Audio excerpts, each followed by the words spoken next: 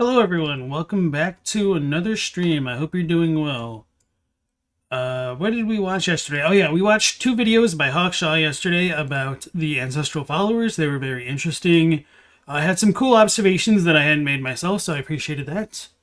Today we have quite a few videos actually, because they're on the smaller side, with some coming from Kosmos, mostly kind of pertaining to like the Gloam-Eyed Queen and Stormveil. I think these are probably all going to be a bit related. The Secret of Stormveil, Melina and the Gloam-Eye, Unveiling the Gloam-Eyed Queen, all by Kosmos.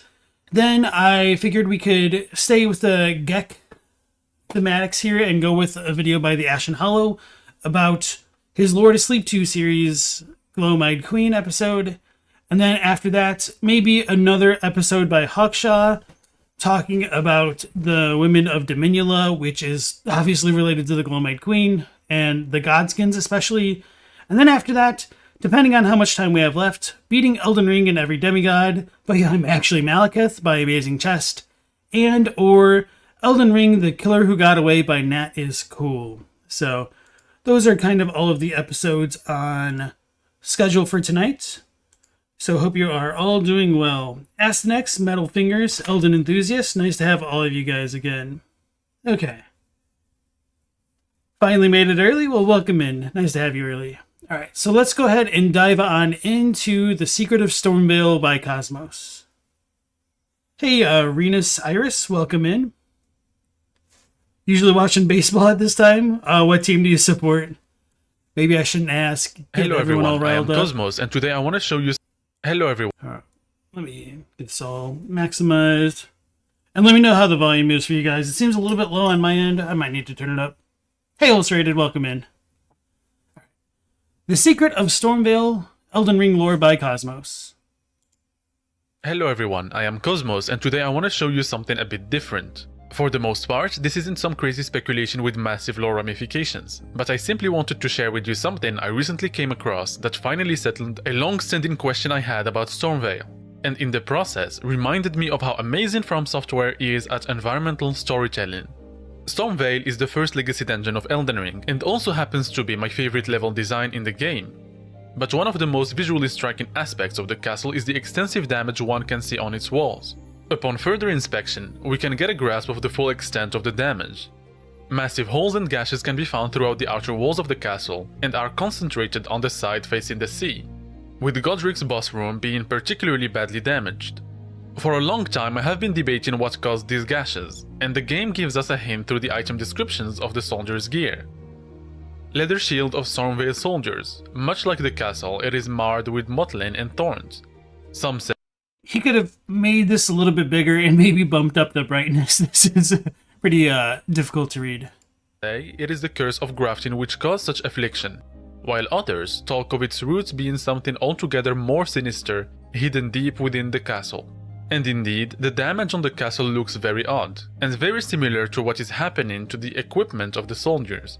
The thorns in particular are interesting, and if we follow them they lead us under the castle, where we find a strange creature. The misshapen corpse under Stormveil. That is a sacred relic of the Black Knives plot, as that famed night of assassination is known. Rogier, as well as the pistol found near it, tells us that this is a face of the Prince of Death, Godwyn. I say a face because we already know where Godwyn's original body lies, and we know that from it, Deathroot has been spreading over the lands between. As for why this thing manifested so vividly and took on the form of Godwyn under Stormveil specifically is the topic of a very interesting theory that I will share with you another time, so be sure to subscribe. But something isn't quite right. Even if the castle is cursed, the damage we can see looks a lot like something caused by a battle. After all, in the Shattering, Godric had quite a few scuffles. He challenged and was humiliated by Melina, and we also know that he fled Radahn. And many actually think that the holes could have been caused by meteors. Even in his boss room, we find a dead dragon.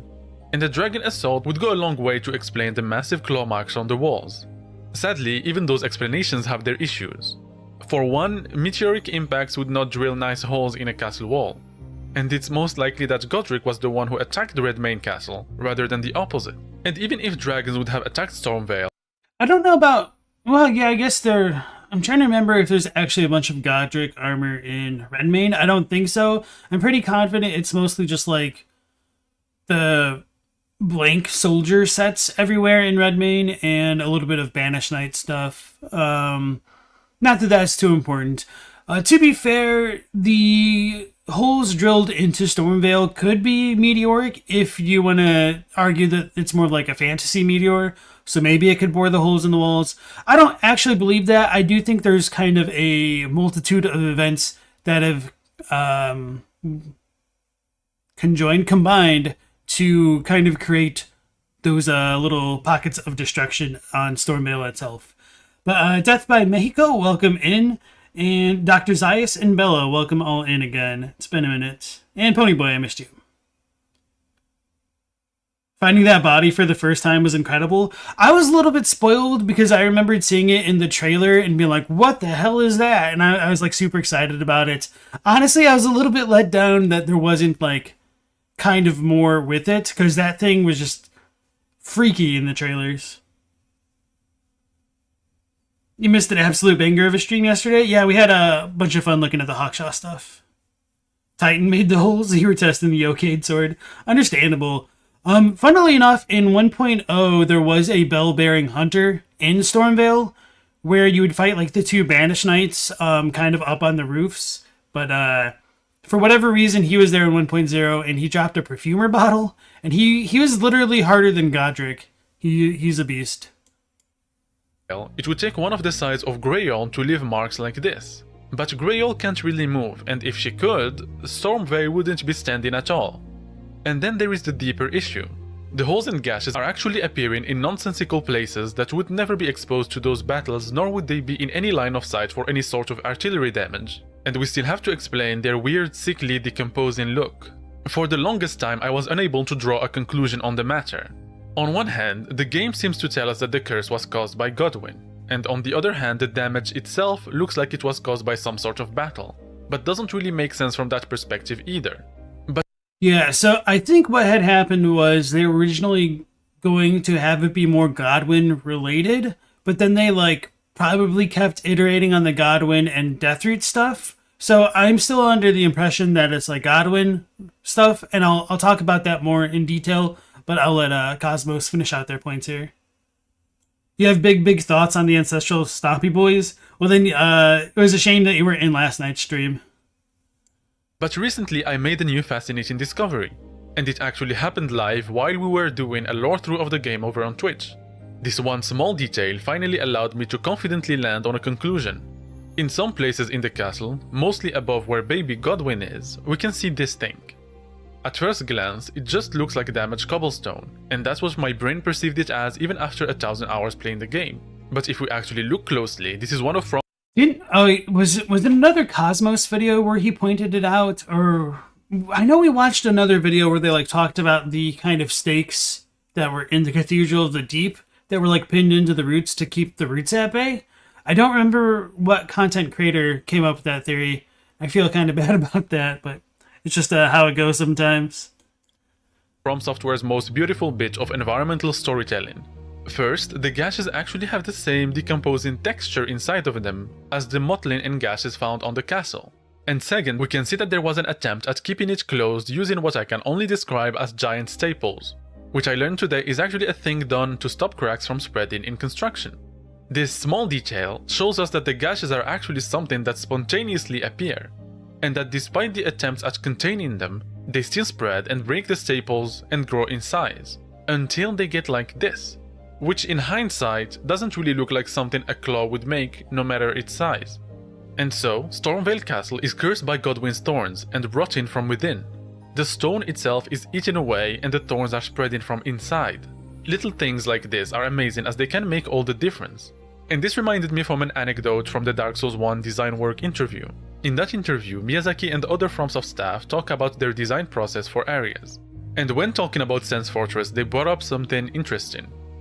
For those unaware, Sense Fortress is an infamous area in Dark Souls 1, known for its series of traps, and the most memorable one being the rolling boulders that would hinder your progression throughout the level. And as a hint of what's to come, FromSoft deliberately made stairs of that area worn out and smooth where the boulders would be passing.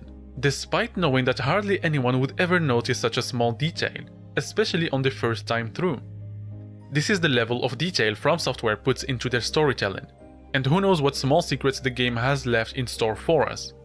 Yeah, I absolutely love stuff like that, just because it's so minor, but it just really helps like subliminally build up the world in players' minds. Like, I'm sure a lot of people like notice that passively, but they didn't actively think about it, and it just kind of makes sense because there's however many hundreds of thousands of rolling iron balls that go down those steps. And so now I have a question for you. These same types of marks with the same weird texture can actually be found in a completely different place, the Forge of the Giants. So how come the Forge of the Giant is being eaten in the same way Stormveil is? And there you have it. The next lore video is going to be really important and will be about Melina. Be sure to like and subscribe and follow me on Twitch and Twitter. And with that being said, goodbye. Hello everyone. That was a little bit fast. Okay. So yeah, this is actually a really good video, very self-contained, like 6 minutes long. I enjoyed it quite a bit. I do have some thoughts that I'm about to share on it in a moment here. But let me go ahead and link this in the chat if you guys want to give Kosmos a like and or a sub. So right, the things that I wanted to mention that make it a little bit clearer about like the Godwin stuff, I think is a little bit more contained in 1.0 and a little bit more in the Japanese as well, which is a little bit unfortunate. So to talk about that, I'm going to talk about something a little bit unrelated at first, as though it might seem, but they're actually related. So first, I want to bring attention to the Weathered Dagger. In English, it's obviously called the Weathered Dagger. It was once a special weapon of gold and silver intertwined, but is now worn down and marred by a black gash. So this is what we get from Fia because it belonged to the younger D brother Devon, and we use this to entice Darian to go meet Fia to figure out what happened, and she kills him with Deathroot, which is a little bit ironic because you can't kill his brother with Deathroot. I tested. But anyway, setting all that stuff aside, I wanted to bring attention to the word used here, that it's marred by a black gash. The whole thing about being marred comes from mushibamu in Japanese, which I talk about quite a lot on either like the streams or a little bit in a more roundabout way on some of my videos. Mushibamu is also like the name of the dagger, like not literally. It's called like the Mushibamarita dagger, and that means it's like the weathered, the marred, the worm-eaten dagger. So just to show you like the Japanese for this. So these are the characters right here, Mushibamarita, that's what we get for that. And I don't remember if it actually shows up in the description or if they just happen to call it weathered. Okay, yeah, here it is. So it shows up again right here. And the reason why I'm showing you this stuff is when we go down to the marred leather and wooden shields, we have the same characters appear at the beginning. And I believe that the way that the dagger got weathered is due to, coming into contact with Deathroot or Godwin specifically, which caused it to become this way. And I think that ties into what Kosmos had mentioned in the video, where some say it is the curse of grafting which causes such affliction, while others talk of its root being something altogether more sinister, hidden deep within the castle. So, since I'm on this topic, this whole idea of Mushibamu comes up in a couple ways, because the Chinese reading for this character is Shoku, which is used for eclipse. So Godwin has a lot of incidental relationships with like these weathered things as well as the eclipse. So let's look at what else it shows up in. The Eclipse Crest Heater Shield. Of course, this is kind of used in a different context, but I do think Miyazaki and FromSoft have intentionally double-dipped on this imagery to keep it a bit consistent with Godwin. Rotten Crystal Staff, I wouldn't say is like that important. Lusat's Robe, it's a similar thing, but the way that I would describe like the stuff with like Lusat is that kind of like curses in Dark Souls 1, they do use this character to describe how things get eaten away by the dark, and or even kind of crystals, believe it or not. And I think the same principle is kind of at play in Elden Ring. So While I do think this character Shoku or Mushibamu is important, it isn't exclusively used with Godwin, so it does take a little bit of a critical eye to make these kind of connections, I think. So this is in the quick description. Oh, so it's like, okay, yeah, this is like literally what I just said. So eaten away by curses, curse, nod, omen. Yeah, okay. So, okay, I think I made my point clear there.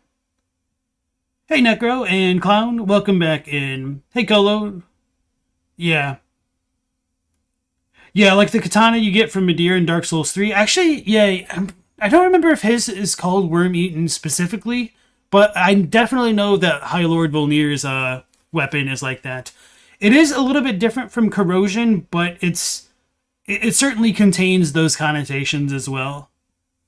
So, like, this is like a more active thing, sort of, even though it's using the passive tense. I guess that's not too important. But anyway, just to bring that back up with, like, the 1.0 stuff, let's go in with the Mard set. Because I think the description was slightly different with this other loads. Huh. Oh, yeah, because this English text is going to be different. So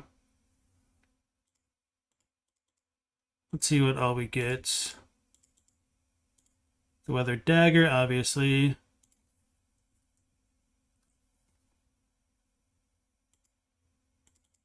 Stray Ashes, okay. So I don't remember what they called like the Mard wooden and leather shields, or maybe they weren't in the game. They should have been in the game. Anyway, maybe I'll need to like load up Zoli's text comparison. Worn leather shield. Okay, that makes sense. Heavy worm-eaten leather shield. Interesting. Okay, so here's the 1.0 description of the Mard leather shield. Leather round shield engraved with a crest, bestowed upon knights who lost their home due to some unknown reason or offense. Many of these knights were said to have been escorted away, carrying with them a heavy heart as they set off to take root in distant lands. Okay, so there's something else. Maybe it's the Exile set that I'm thinking of. Because the Exile sets, like the red hooded folk, their descriptions were a little bit like kind of more related to Godwin in a roundabout way. All right, let's go back up. Oh no, it's not gonna be good. Briars of Sin. Okay, I forget what the exiles are actually called in 1.0. Maybe they're just called Banished. Banished Helm? Yeah, that's what it was. Because they're said to be... Okay, here it is.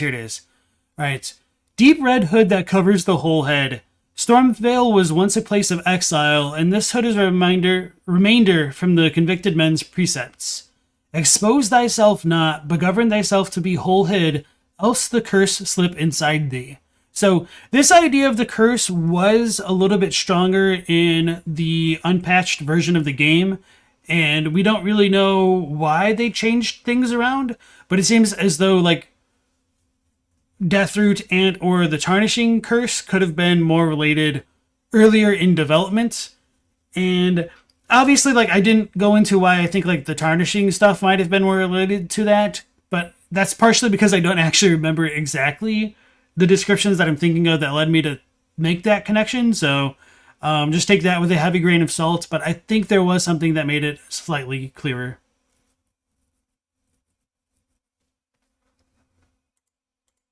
Okay, so that was about it for this video. So next we'll move into Kosmos' next video about Melina and the Gloam-Eyed. Hello everyone, it has been quite a while. I have been very busy, but now I can finally get back to work on these videos. As promised in the last video, we will be exploring Melina, and the theory I will propose to you this video will also serve as a setup to the next one, where we will be talking about the Gloam-Eyed Queen. And with that being said, enjoy! Alright, yeah, and as for why we have those, like, corrosive marks in the Forge of the Giants, I don't actually know. I'd be more on board with the idea of it being like affected by Godwin if we had thorns to go along with it, but for now I'll just say asset reuse. Hey Tyler, welcome back in.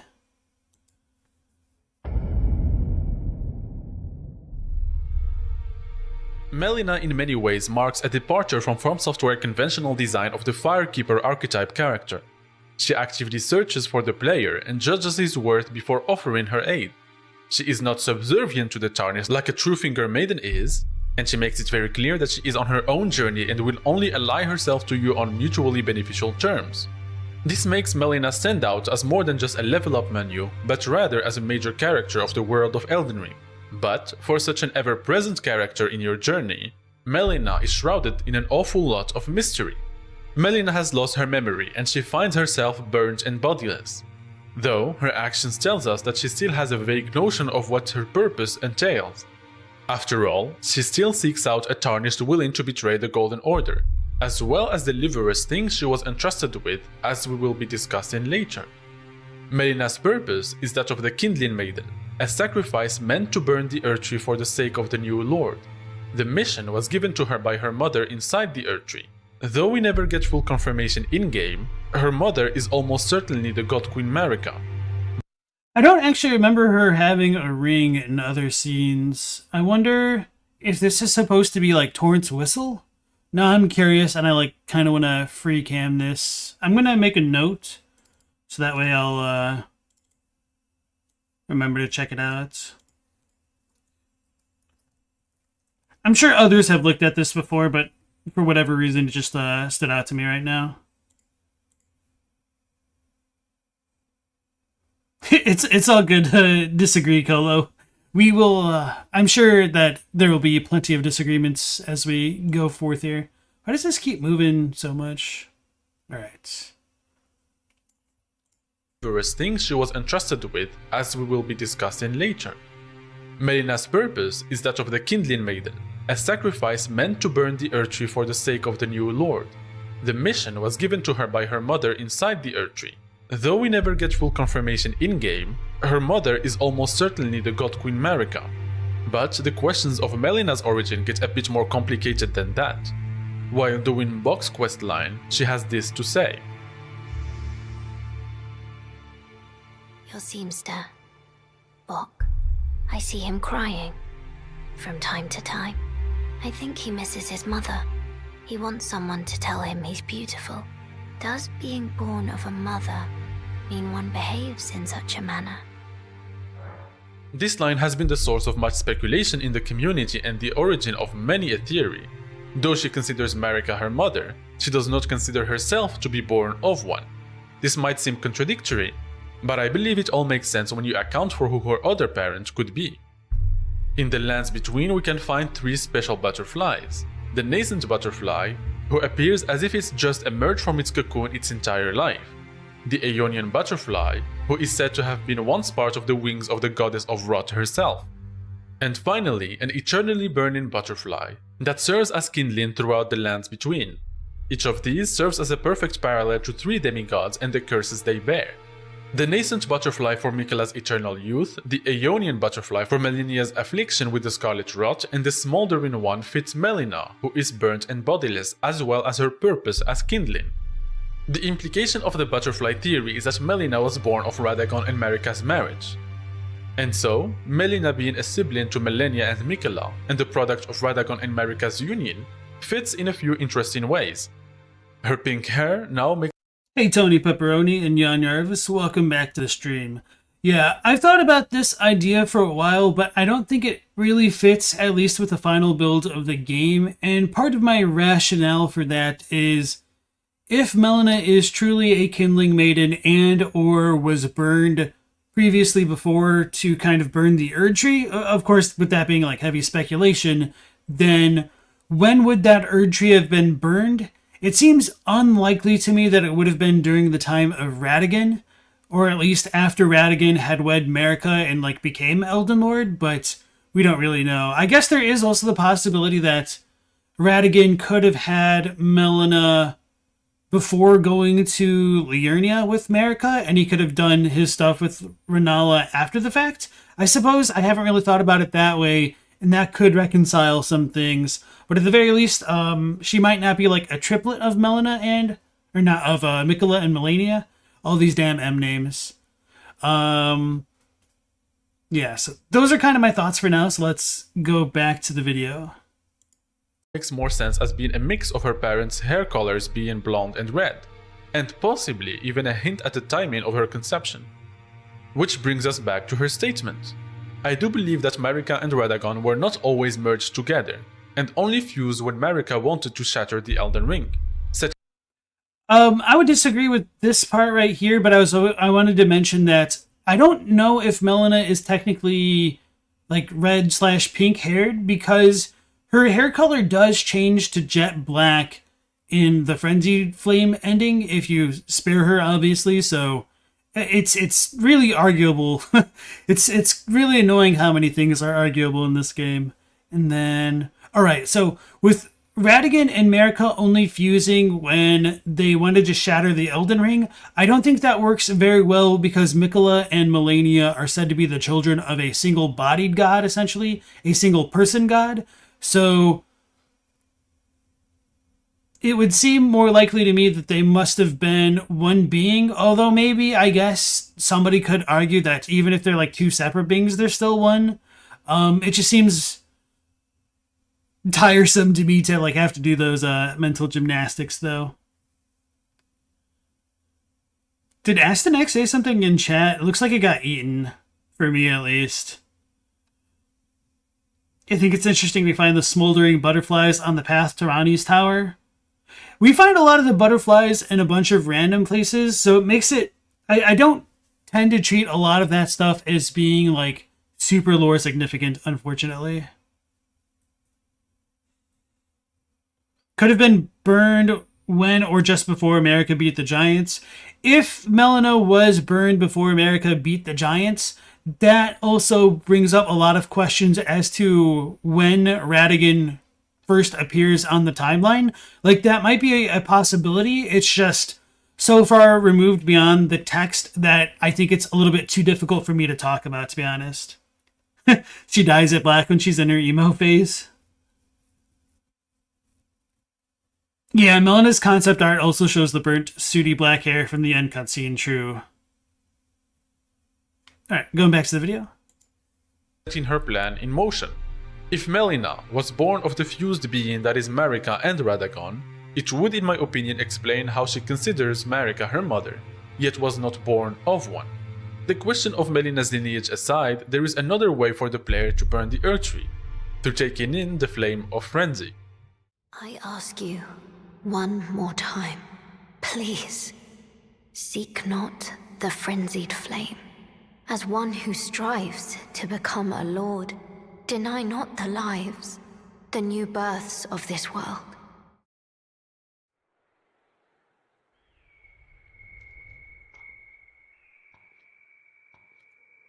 Hey Captini, welcome back in. So yeah, here's Melina with her jet black hair. And for some reason, for a long time, I thought this was like the last shard of the Elden Ring. It took me a sadly long amount of time, or sad amount of time for me to realize that was Torrent's whistle. Lord of frenzied flame. Hey Stella.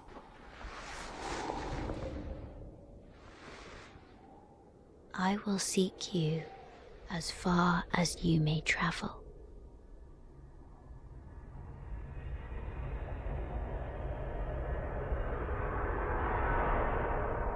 To deliver you what is yours. Destined death. In the event that the player become the Lord of Frenzied Flame while Melina still lives, we are treated to this ominous revelation that she possesses the power of Destined Death, and most importantly, it resides in her sealed eye. This revelation is a clear reference to one of the most intriguing entities of Elden Ring, the much talked about Gloam-Eyed Queen. Also called the Dusk-Eyed Queen, she was an Empyrean once chosen by the Fingers to become the vessel of the Elden Ring and the god of her own age. She led the Godskin nobles and apostles and wielded the power of Destined Death with her black flames. She was eventually defeated by Maliketh the Black Blade, and the source of her power, the Rune of Death, was sealed away. So this is really funny to me. Like, I'm sure there's going to be people who like watch this video years down the line that are like, what the hell is the Dusk-Eyed Queen? I'm just a little bit curious when this got released. Oh, 5 months ago? Huh. So it should have been already patched out by then, but either way, the Dusk-Eyed Queen text got patched out with like 1.05, I think. And I think like, what, now we're in like 1.10? So it's just kind of funny to me when we see these videos that like still reference that version of the text a little bit. Is that dusk the same dusk as the Duskborn in Japanese? No. So the Dusk-Eyed Queen, that text never really existed. It's kind of always been like the Gloam-Eyed Queen in Japanese, Yoi. Whereas I don't remember what they called like the Duskborn ending. Let me look it up. Oh.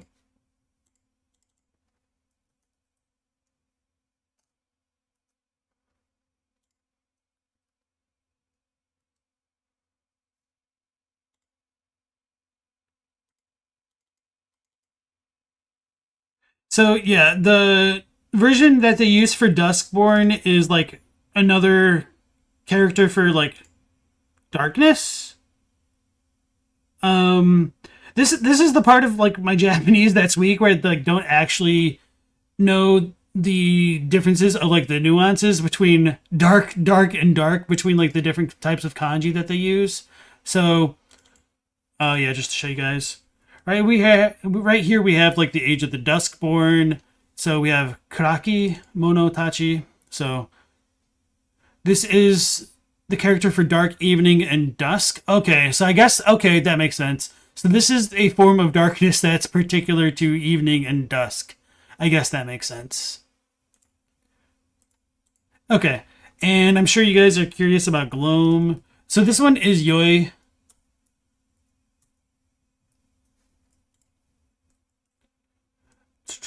Where it is? Okay, here it is. Like Yoigan.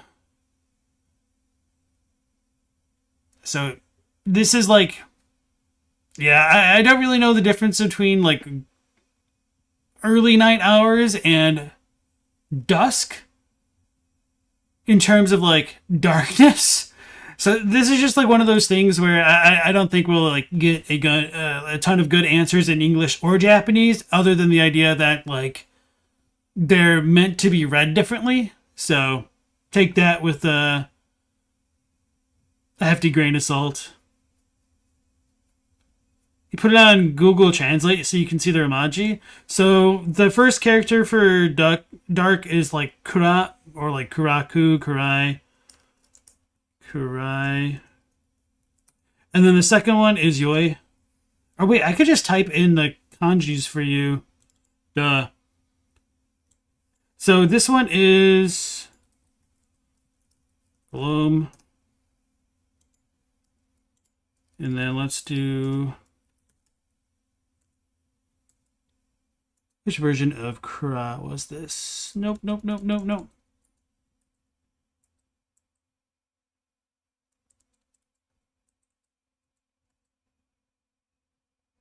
right, I'm gonna open up like G-Show for you.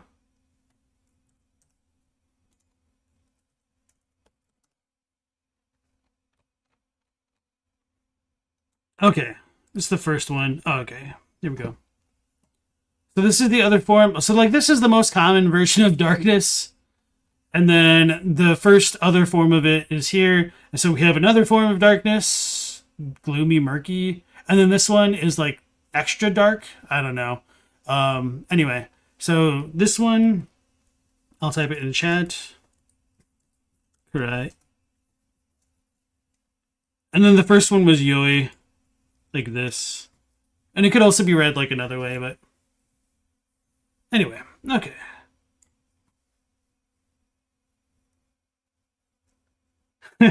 Yeah, exactly, Dr. Zayas. Japanese is easy. Dark means dark as in, like, dark.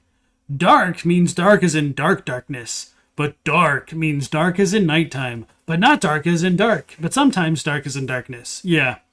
I don't know if you're actually familiar with the kanji, but, like, or if you're just joking, but that is kind of literally what these differences are.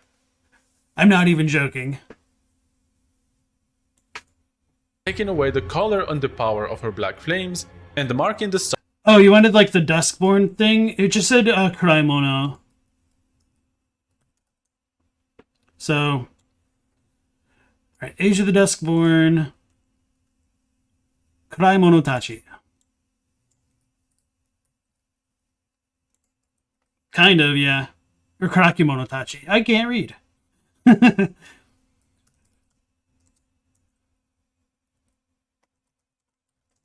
There. Alright, it's all in chat. And that doesn't appear anywhere else in the game, so I don't think like Google Translate's going to help you at all, by the way.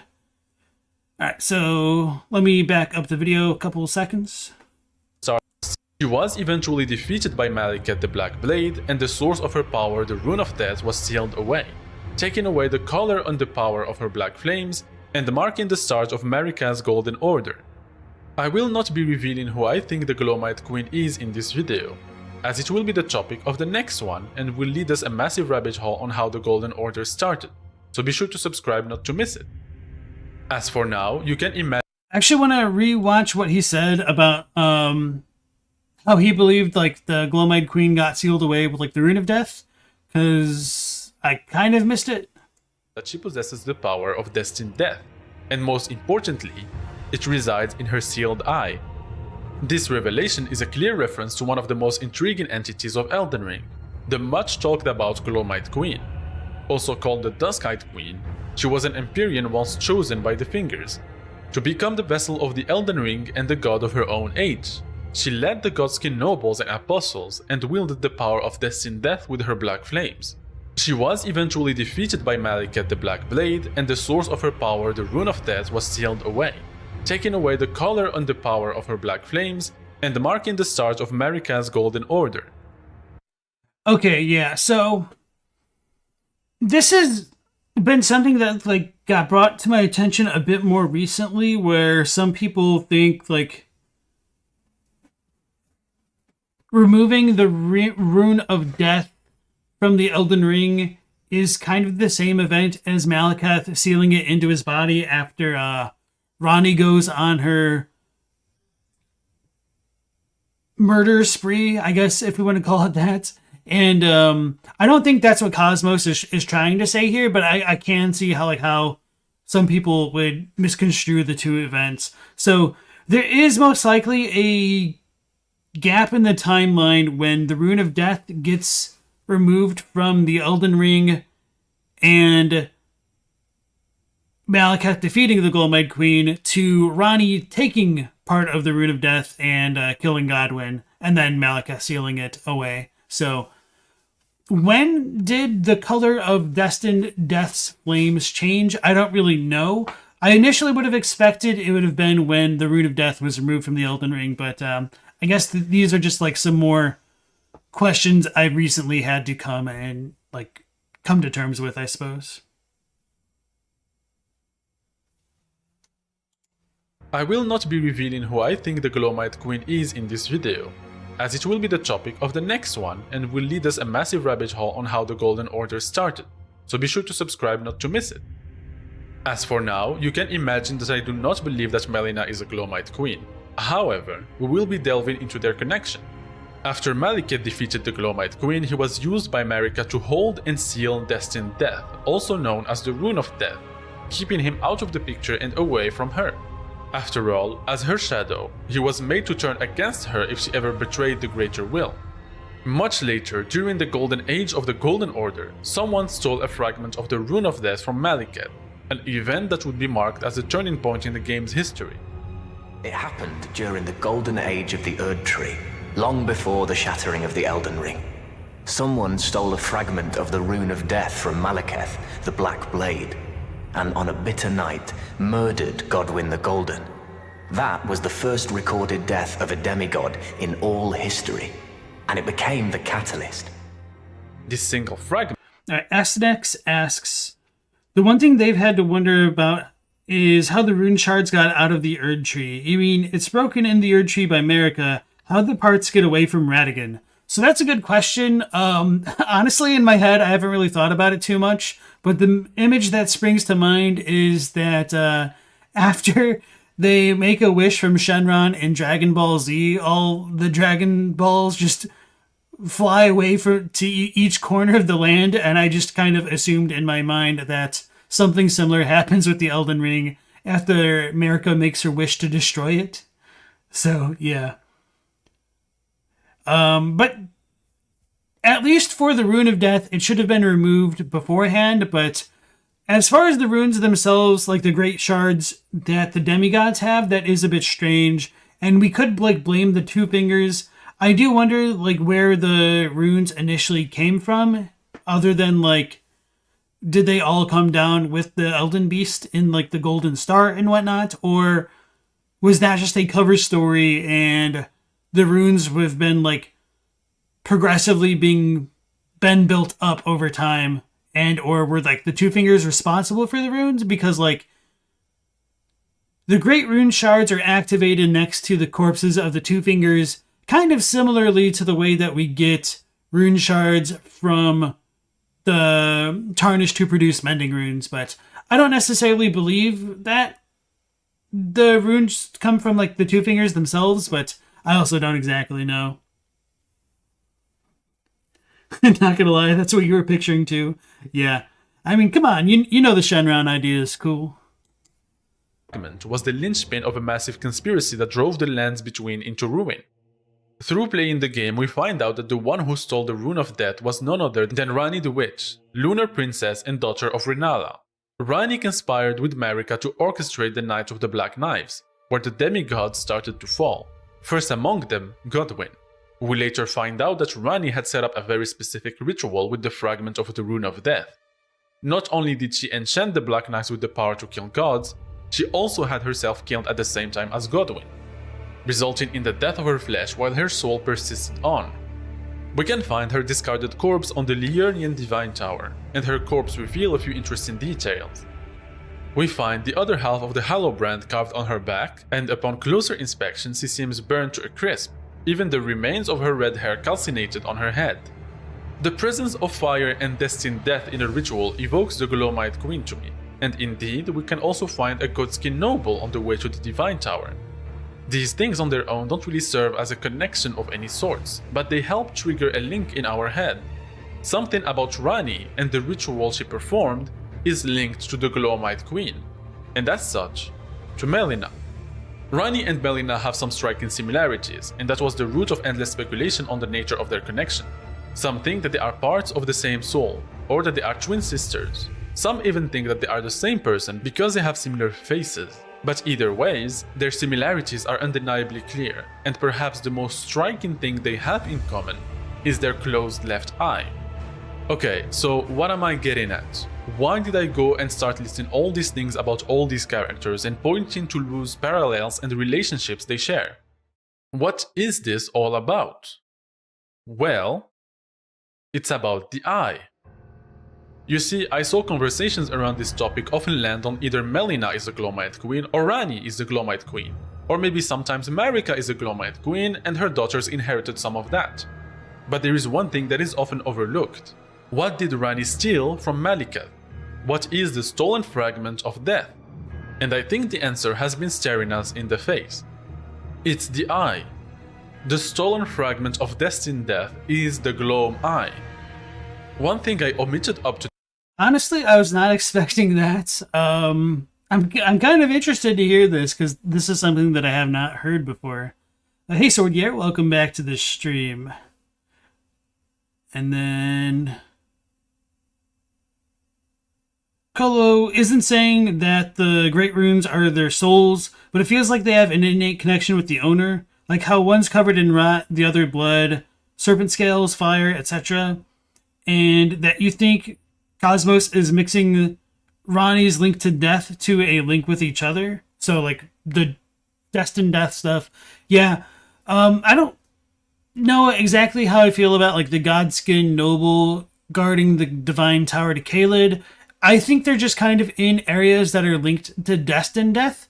Ranni does have half of a curse mark of death, which is kind of related to the Gloam-Eyed Queen in a roundabout way, perhaps. We have the apostles down in Caelid. Dominula is like the weird one, as well as Fair Missoula, although Maliketh is there, so There's just kind of a headache to figure out.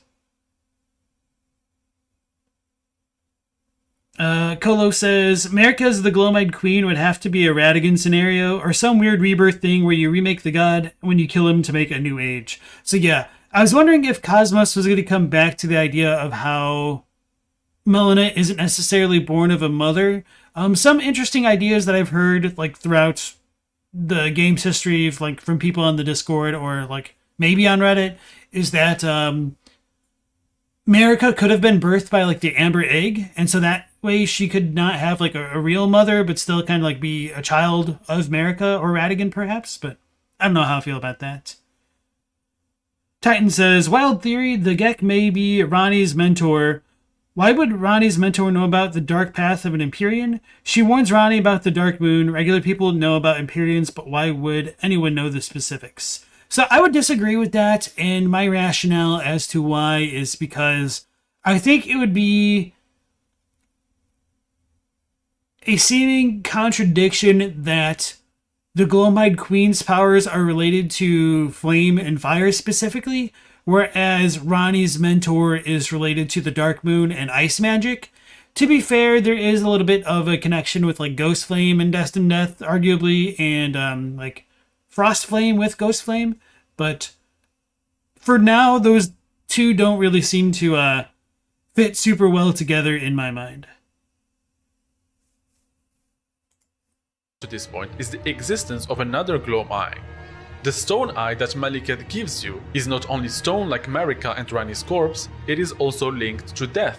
The eye color itself is faded, but we can still clearly tell that it is similar to Melina's eye. It still resonates with Destined Death, and that is why it was given to you to help you find Deathroot, which is another form of the Rune of Death. These differences, I believe, are because the stone eye's power is sealed. The description says that it has 3 claw marks on it, which is the seal of the beast clergyman. I believe that the stolen fragment of Destined Death is the Stone Eye Spear, another Gloam-Eye used by Ranni in the ritual that enchanted the assassin's knives and killed her. And this is why Ranni's eye is closed. The doll is one thing, but it's the eye of her soul that is closed and has marks. That is the result of using the eyes herself, and using the power of Destined Death has permanently scarred her very spirit. Okay, so what about Melina, you might ask? Why does she... So, maybe it's the accent as well as, like, the closed captioning, but, like, the stone ice bear? I'm gonna need to rewatch this. The what? Okay, at least I'm not alone. The description says that it has 3 claw marks on it, which is the seal of the beast clergyman. I believe that the stolen fragment of Destined Death is the Stone Eye Spear, another Gloam-Eye used by Ranni in... Is this stolen eyes bear? I'm struggling. Does anybody in chat have a better idea?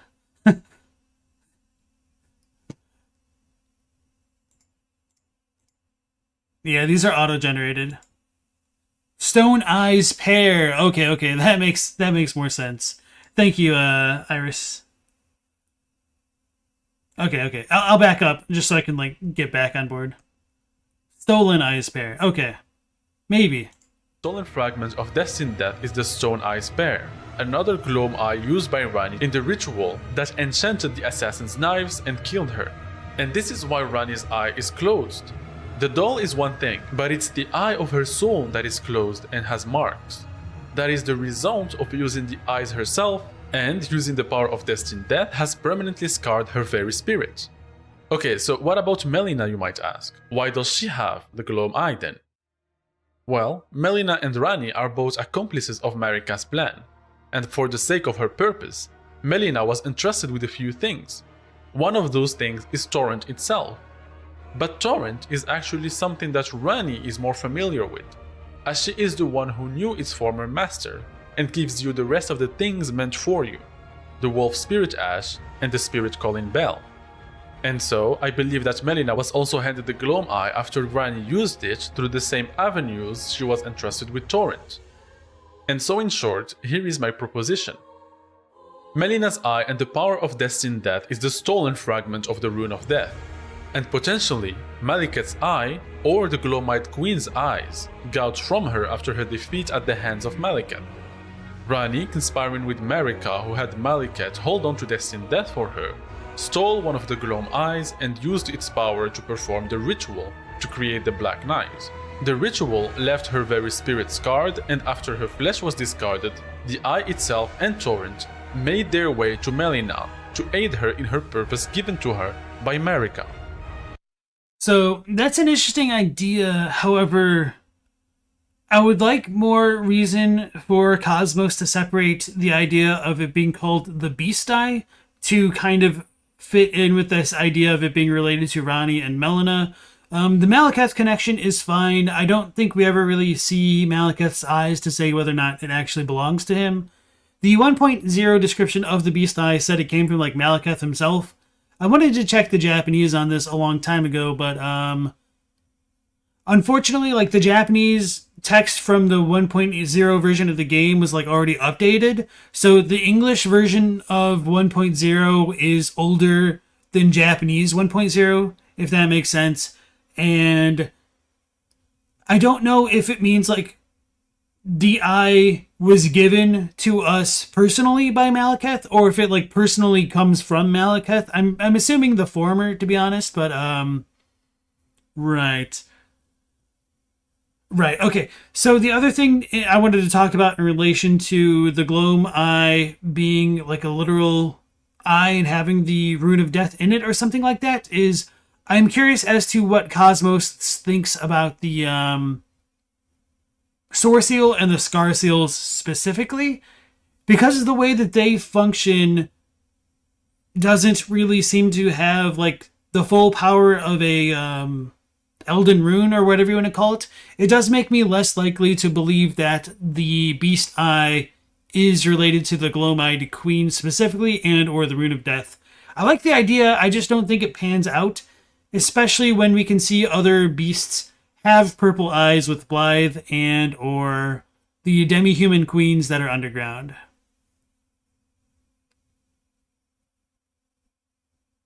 It would feel weird that Maliketh would give us the eyes if it's so precious. True, maybe.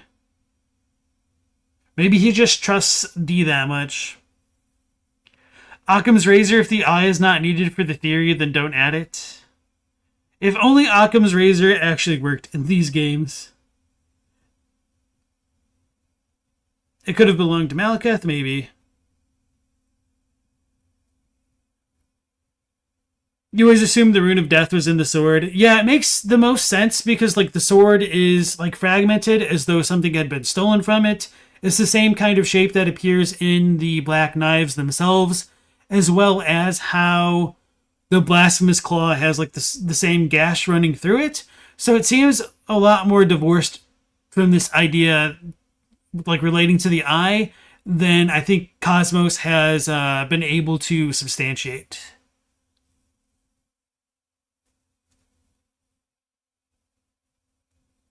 Okay.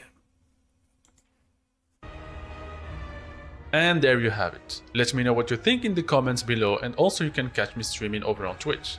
There is a few more things to say, but I will save it for the next video, where I will be exploring who the Gloam-Eyed Queen really is and talk about some of the fundamental history of the lands between. Thank you for watching, and don't forget to like and subscribe. Bye bye! So, even though I obviously have quite big disagreements with this video, I do like the kind of theories that have been posted by it.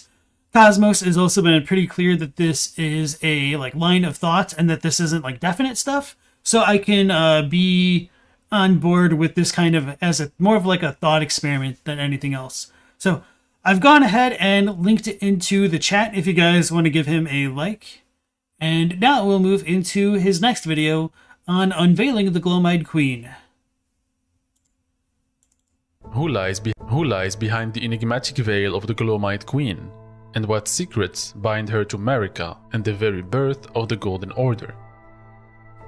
Elden Ring's lore is more expansive and intricate than anything From Software has ever created before.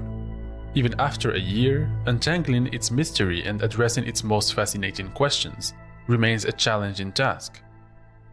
In this enthralling tale of the lands between and its deity, Marika, there is another significant figure, a character shrouded in mystery, yet crucial to completing the grand narrative. In my previous video, where we discussed Melina and the stolen fragment of Destined Death, I briefly touched upon the Gloam-Eyed Queen, stating that she is neither Ranni nor Melina. Oh yeah, and I would also like more people to touch on this idea of her other eye, like losing its gold and or becoming tarnished in conjunction with the other eye, like being a gloam eye. But that's not really too important, just something that I think is often overlooked. Today, we will embark on an exciting journey to uncover the true identity of the Gloam-Eyed Queen and perhaps more importantly, to explore her mysterious connection to the inception of the Golden Order.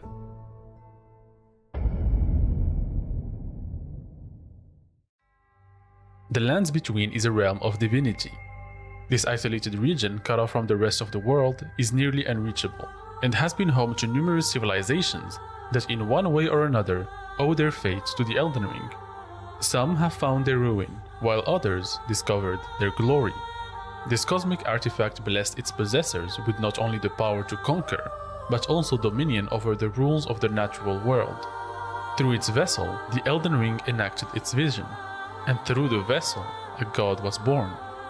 At the heart of the current age lies the Erdtree and its eternal queen, Marika, the current vessel of the Elden Ring. But the Golden Order, an age of gold and life, is merely the current system established under the blessing of the Greater Will and its messengers, the Two Fingers. Before Marika and the Erdtree, there was an age of dragons and beasts, and it was the fall of one particular figure that marked the succession of ages, an end that heralded a new beginning. The defeat of the Gloam-Eyed Queen sealed Destined Death and gave birth to the Golden Order. As such, revealing her identity is a crucial piece of the puzzle that makes up the game's lore. Once an Empyrean chosen by the Fingers to become the god of her age, she led the godskin nobles and apostles who wielded the power of Destined Death through their god-slaying black flames. And again, just to kind of reiterate here that sealing Destined Death doesn't necessarily mean going inside Maliketh. The Japanese is a little bit clearer in that rather than confining Destined Death, the Golden Order was created upon the removal of the Rune of Death from the Elden Ring specifically. Destined Death, Gloam Eyes, and an Empyrean. This is all we have to work with. So unsurprisingly, theories about her identity tend to revolve around Ranni, Melina, or Marika. However, those explanations never quite fit to me. A convincing theory should make the overall picture clearer without contradicting well-established facts in the lore. And so, it is only through examining the events surrounding the Gloam-Eyed Queen and the boundaries set by the better understood events of the timeline that we can deduce her identity. And so, having said that, I would like to unveil to you a different perspective on the true identity of the Gloam-Eyed Queen as the god of the previous age. While some might question the idea of the Gloam-Eyed Queen being called a god when she has been referred to as an Empyrean, we cannot logically dismiss the possibility based on that alone. In fact, her... True, and I'm certain he's going to say this next, in that Marika is technically the god now, but she is also considered an Empyrean based on like the Maliketh remembrance there. So it is a strong possibility that the GEQ could have been the god for like Placidusax or something like that, and that could potentially help explain like the Godskin nobles in Fair Missoula. But unfortunately, I feel like no matter what you headcanon into this space here, there's going to be a lot of room for disagreement. So curious to see where he goes with this. past as an Empyrean only leaves the door open to her potentially being a god, as we will see later. After all, Marika herself could be described with the exact same words, as she once was an Empyrean chosen by the Fingers. Given that From Software often creates gaps in the lore intentionally, I see this as a hint towards something that is not explicitly revealed to us. I propose that the Gloam-Eyed Queen was the god of the age before the Erdtree, the age of the dragons, beasts, and Farum Azula. This was the era when Placidusax was the Elden Lord, making him the Queen's consort. She was the vessel of the Elden Ring depicted in Maliketh's boss room. The young figure is surrounded by 3 walls, symbolic of her shadows, and a nod to her status as Empyrean. The foundation of this theory revolves around the timeline of the Earth's creation, the mechanics of the Elden Ring, and the context of Marika's ascension to godhood. I am aware that there has been a recent shift in the community's understanding of the timeline, so I will make sure to explain how and why certain events should be placed where they are. I really appreciate that, just because it's always difficult, not even just like getting a community consensus, but even like an individual lore person's perspective on the timeline. So, yeah. First, let's discuss what it means to be a god in Elden Ring. Though the term god is often used broadly in reference to anything from a powerful local being to an outer god, in our context, Enya provides us with a specific definition. Queen Marika is the vessel of the Elden Ring, carrier of its vision. A god in truth. A little bit of constructive feedback for Kosmos would be to like turn down the background music ever so slightly, as well as like normalize the volume for the game audio dialogue from like Enya to be somewhere closer to your voice. It's just a little bit louder. But after the Elden Ring's shattering, she was imprisoned in the Erd Tree, a grim punishment for shattering the Order, despite her godhood. Being the vessel of the Elden Ring equates to being a god, which is precisely what the Gloam-Eyed Queen must have been. The item description of the godskin armor set tells us that the And I do wonder if technically Radagon is kind of considered the god at this point where we fight him, because we get the sacred relic sword and it says like it was the relic of a god that should have lived a life eternal. And we do have the one dialogue where Melina says Radagon is not yet a god. So maybe he tries to reforge himself as a god when he repairs the Elden Ring. I don't really know. Just some thoughts that I've had. Gloam-Eyed Queen must have been. The item description of the godskin armor set tells us that the defeat of the apostles and their queen led to the sealing of death, their source of power. However, Enya tells us, The rune of death goes by two names. The other is Destined Death, the forbidden shadow plucked from the Golden Order upon its creation. removing the rune of death from the Order means removing it from the Elden Ring. Although you might think that the rune of death wasn't necessarily part of the Elden Ring, as it is somewhat unique compared to other runes, Miyazaki confirms it in an interview. And therefore, if the rune of death was in the Elden Ring, and the Apostle stood between Maliketh and Marika's sealing of the rune, it stands to reason that the one in possession of the rune of death and subsequently the Elden Ring was the Gloam-Eyed Queen. The Queen and her apostles portrayed as servants of Destined Death might initially seem a bit dark for the deity of an era, but it is not actually out of place. In my previous video discussing Melina and the Gloam-Eye, I neglected to mention the tattoo on her sealed eye. This mark represents the talons of deathbirds, and the resemblance is strikingly evident on a regrettably cut weapon which was intended for use by the Ravenmount assassins, who imitate the deathbirds. In the time before the Erdtree, deathbirds played the role of gravekeepers. As children of the envoy of an outer god, they burned corpses with ghost flames and maintained graveyards, carefully tending to the ashes. They conducted death rituals and were revered as divine envoy. Central to several faiths in the land, they showed that death was pervasive in the age before the Erdtree.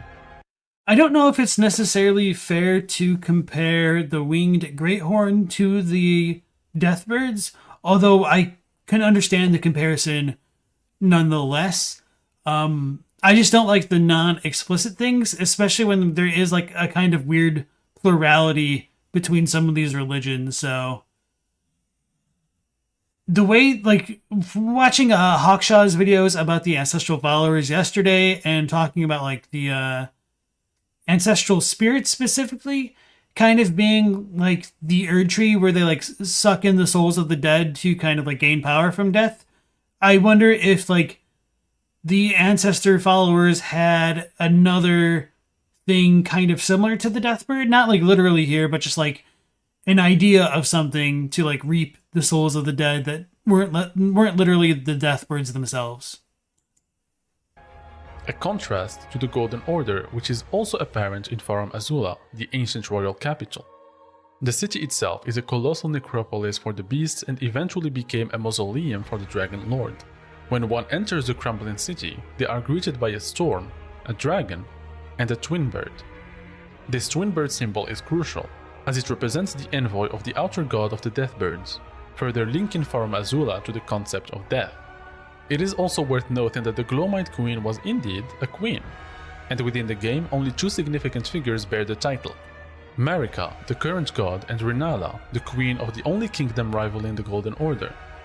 The title of queen could hint at her divine role, and that same divinity was reflected on the Godskin nobles, who are said to exhibit inhuman anatomy not unlike the Crucible, something else that was considered divine in ancient times. Given this context, it is unsurprising that the game's main and only mandatory Godskin encounter occurs in Farum Azula, as it is their home. Farum Azula itself was the center of Placidusax's power, and his remembrance informs us that he was the Elden Lord of the age prior to the Erdtree.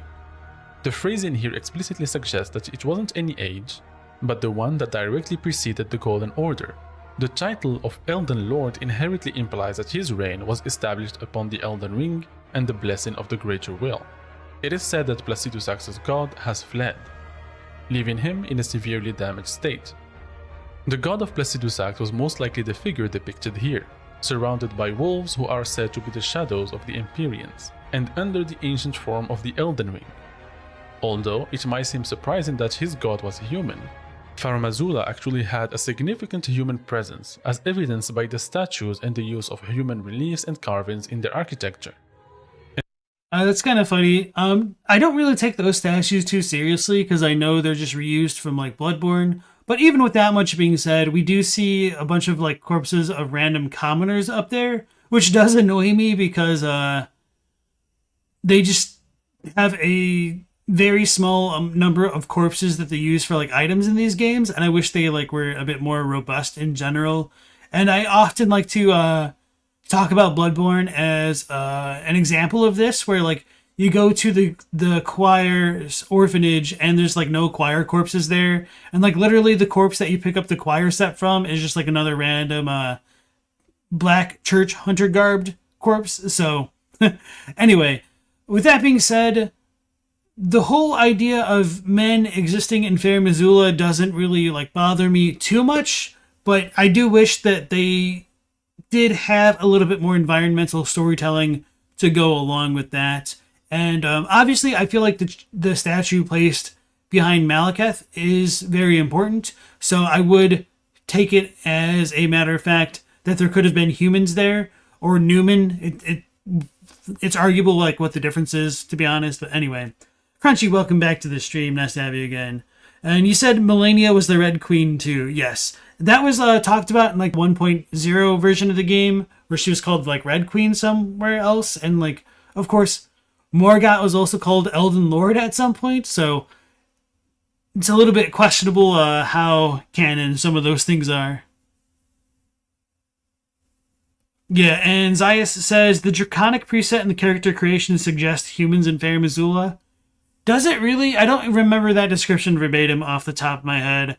I just took it as like, and it's not too important. Anyway, moving on. And so now the question arises, what happened to the siege of the previous order? We know from the ruined greatsword and the ruins on the ground that Farum Azula was struck by a meteor. But is a mere meteor strike enough to cause an empire built on the power of a god and the ancient dragons to crumble? Does that truly explain the state of the Dragon Lord and why his god had to flee? I do not think so.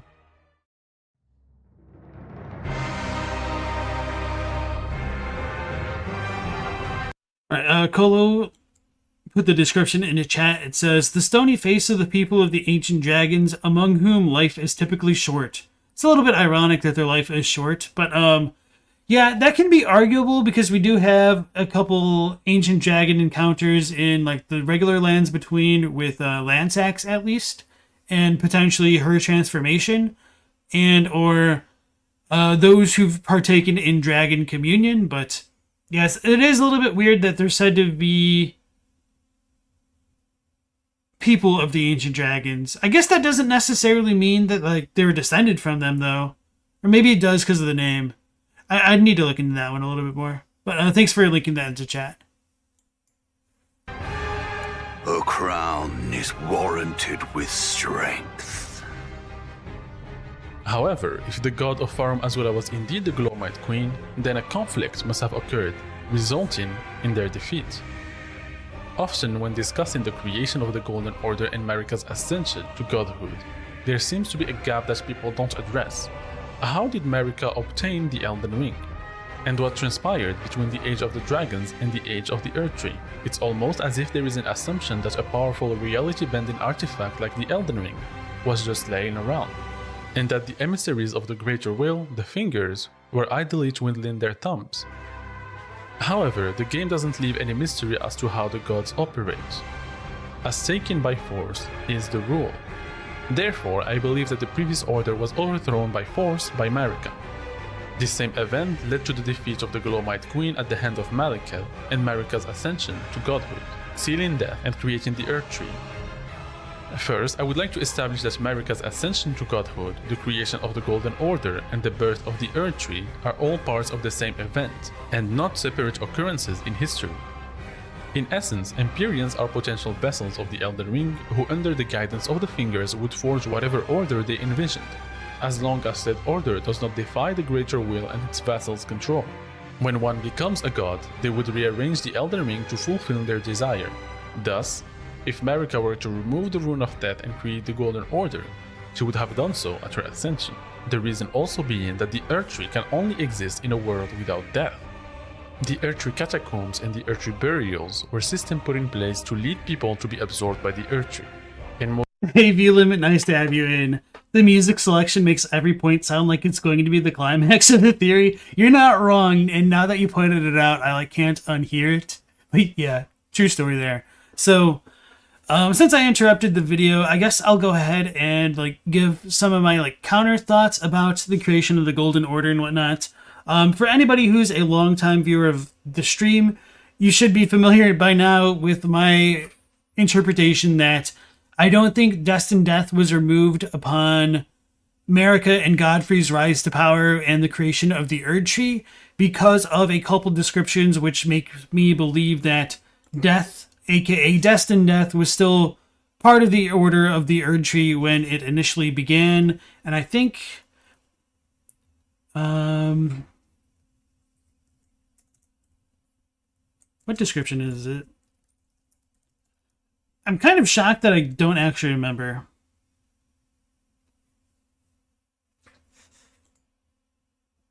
Okay, no, I did remember. So, Blessing of the Erd Tree says, the Erd Tree once flourished with abundance, yet it was only for a fleeting moment, such as the course of all life.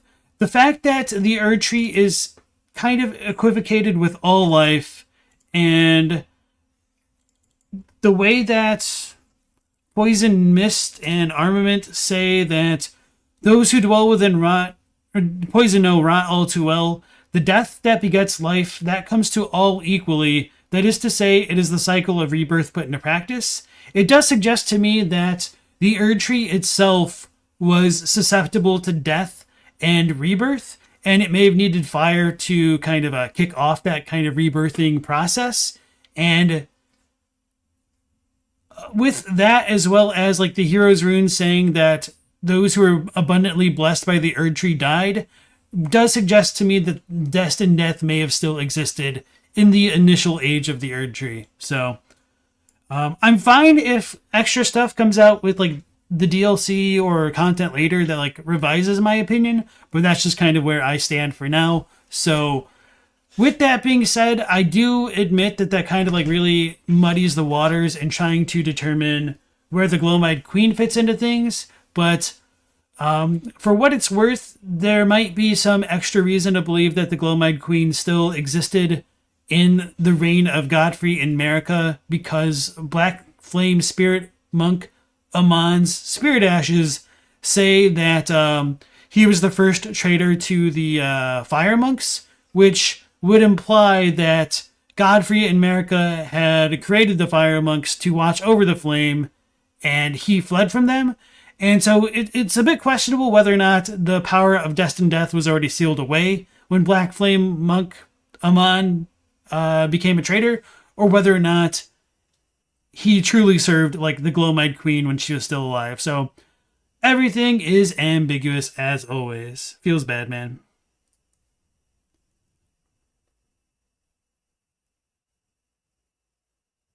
Kolo says, sounds more like the tree kept working for a while after death was removed.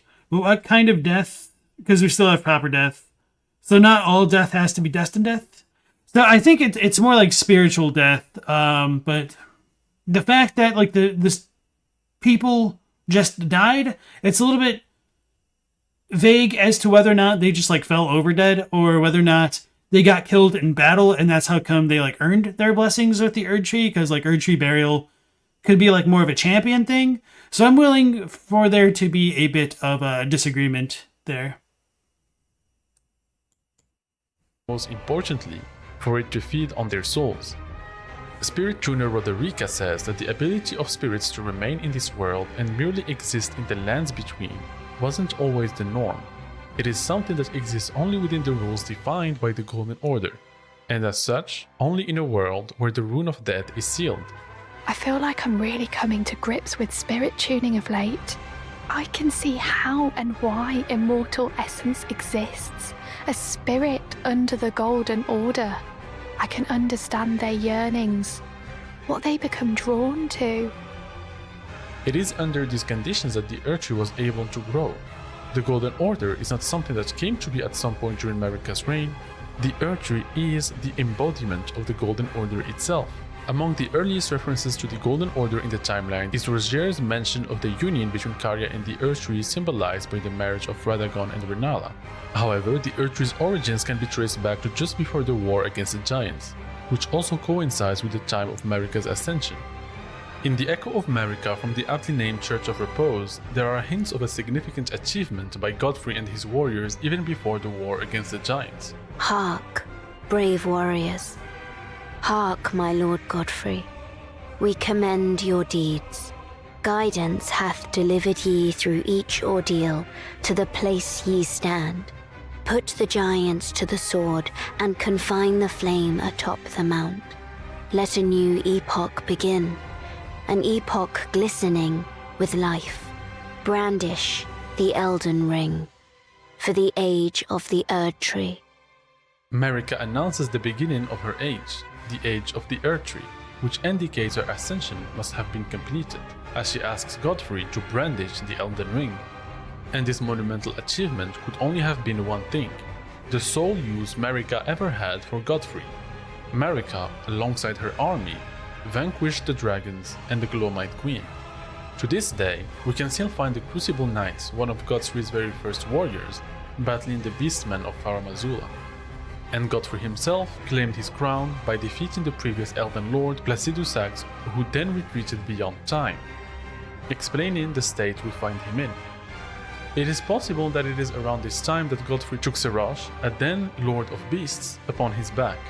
Much later, after the And that's something that also annoys me with Serash, because in that dialogue that Kosmos had just referenced with Marika, she refers to Godfrey as Godfrey instead of Horalu, which should imply that he's already taken his vow to become a lord, and therefore has taken Serash upon his back. establishment of the Erdtree, Leyndell was attacked by Grandsax. This desperate act led to the dragon's defeat at the hand of Godwyn the Golden. The war was described as bitter, which puzzled me for a long time until I understood that their lord and god had previously been overthrown by the Golden Order. But, despite the power of Godfrey and Marika, it is difficult to imagine them confronting a god and the ancient dragons before their ascension. This is where some puzzle pieces begin to fit together. At the mountaintop of the giants, we find a hero's grave, where the champions who fought for the Erdtree during the Giant War received the honor of Erdtree burial. This grave has an unusual detail. The banners inside do not represent the Golden Order, but rather the two fingers. Given how early this was during Marika's age, it is perhaps not surprising, but it suggests that her forces had the blessing of the Greater Will and the Finger, while the Gloam-Eyed Queen perhaps did not. A similar situation occurred with the Shattering, leading to the demigods being forsaken and the Fingers calling upon the Tarnished to take everything they possess. Ah, great runes are the stuff of... Let me re-listen to that. Queen perhaps did not. A similar situation occurred with the Shattering, leading to the demigods being forsaken and the Fingers calling upon the Tarnished to take everything they possess. Ah, great runes are the stuff of demigods, the children of the goddess, Queen Marika, she who is vessel of the Elden Ring. Tainted by the strength of their runes, her children warred, but none could become Elden Lord. And so grace was extended to your kind, the Tarnished. Listen, the Fingers speak. The Greater Will has long renounced the demigods. Tarnished, show no mercy. Have their heads. Take all they have left. The Fingers have willed it so. 3 years ago, when Elden Ring was first revealed at E3, we were given an initial glimpse of the Godskins through a concept art of the Godskin Apostle. In an interview, Miyazaki commented on this character, mentioning the ambition of mankind. Throughout this entire video, we haven't discussed the Gloam-Eyed Queen's god hunt. This raises the question, which gods were they targeting? Could it be that her excessive ambition led to her abandonment by the Greater Will? It's difficult to say with certainty, but the last civilization known to have challenged the Greater Will was assailed by falling stars and buried underground. And Farum Azula being struck by a meteor is no coincidence to me, but more on that on a future video. It may seem like quite a stretch, but as far as theories on the identity of the Gloam-Eyed Queen go, this one makes the most sense to me. The idea of her being Ranni or Melina doesn't fit well with the timeline, as she was active before Marika became a god and thus before they were born. While the theory that Melina is her reincarnation as Marika's daughter do circumvent the issue, it feels like it only serves to explain Melina's Gloam-Eye without truly considering who she was to begin with. As for Melina's eye, I have already provided my own interpretation, which is just one of many possibilities. There is still a strong chance that the Gloam-Eyed Queen is not a character we currently know, but either way, I have a feeling we might learn more about her in future DLC content. After all, neither the Gloam-Eyed Queen nor the god of Placidusax have been confirmed to be dead. And in short, here's my proposition. The Gloam-Eyed Queen was the god of the age prior to the Erdtree. She served as the previous vessel to the Elden Ring, with Elden Lord Placidusax as her consort. Her reign was shaped by the influence of an outer god of death. Possibly due to her ambition and the god hunt she wished to conduct, she was abandoned by the Greater Will. Marika was then chosen as an Empyrean to succeed her by the Fingers. Farum Azula was struck by a meteor, and with the support of the Fingers, she seized the Elden Ring for herself and defeated the Gloam-Eyed Queen. This marked the birth of the Erdtree, and the dawn of the Golden Order, with the removal of the Rune of Death from the Elden Ring. And there you have it. This is probably my longest video by far, so I would greatly appreciate it if you could like and subscribe. Also be sure to let me know your thoughts and rebuttals below, as I do read them all. The next video will be about Marika's will, a request on the comments of my previous video. With that being said, thank you and see you next time. Bye bye. Alright, so that was another good video. I don't think there's really anything wrong with it. I have a couple of disagreements here, but time will tell if we're right or wrong or nothing at all based on how FromSoft has done other DLCs. So anyway, Crunchy made the very cursed comment that it's all simpler if Marika is the Gloam-Eyed Queen and Melina is Marika. Yeah, but it's also very dissatisfying, and I'm one of the biggest proponents of that theory, so it just kind of hurts. V-Limit was saying that, were you actually trying to say Melina or Melina? Or Melinia's rune being near useless is terrible irony. So, with all this being said, I have wondered whether or not the Gloam-Eyed Queen was Placidusax's god, and whether or not the Nox essentially recovered her body in the form of the Fingerslayer blade, or whether or not the real Gloam-Eyed Queen was of a Nox city and the Fingerslayer blade is her body. I don't like a lot of the stuff relating to the Gloam-Eyed Queen because she's kind of like the Velka of Elden Ring. I almost said Elden Souls. Because she can be transposed onto almost any character and it works. Like, look at how many theories there are about the Gloam-Eyed Queen being Ranni, the Snow Crone, Melina, Marika, a different person. So it's just kind of rough. At least we haven't heard anybody say that she's Melina yet, right? Or Millicent. But anyway. Oh, you're saying that you think Godric's rune being incredibly powerful in game, Millennia's is terrible, is just so disappointing in reference to what Kolo was saying? Yeah. The GEQ is Beatrice. For some reason, the only Beatrice that's coming to my mind right now is the one in Final Fantasy IX. GEQ is Mikola. Torrent is Marika, indeed. So yeah, the Gloam-Eyed Queen is just a bit of a mess, and my honest thoughts on it are that like FromSoft just kind of like wrote themselves into a hole, and it's just kind of like circular, and she connects to everything, which kind of like gives her a lot of parallels to Marika, but there might be a weird situation, of course, that like the Gloam-Eyed Queen could have been a fragment of Marika, similarly to the way that Radagon is currently a fragment of her, and or potentially how Melina could be. But that is, I don't want to say like it's really beyond the text, because there is some support for it, but I think the worst part about it is the internal file name for for Melina being like Lady Marika in Japanese is really damning, but I also think it's absolutely terrible that information is only found internally rather than anything in the game that can even like begin to truly support that. All right, so did I link this in chat? Maybe I did. I think I did. Okay. Unironically, though, Marika might kind of be everyone. It's a little bit rough, especially with like the whole Marika's mischief. And I feel like this really takes Elden Ring into a different stratosphere in terms of like opacity and trying to like look into its lore, because at least in the other games with like, oh, maybe Velka is this person or like Velka is that person, we didn't actually literally have the possibility of Velka being multiple people the way that we do have this kind of weird confirmation in Elden Ring because of Marika and Radagon being two people in one, Hayata and Irina being two people in one, Yura and Shabriri. So I wonder if I should like make a cursed comment just off the cuff right here, like maybe the Gloam-Eyed Queen died and Marika possessed that body, and Marika is to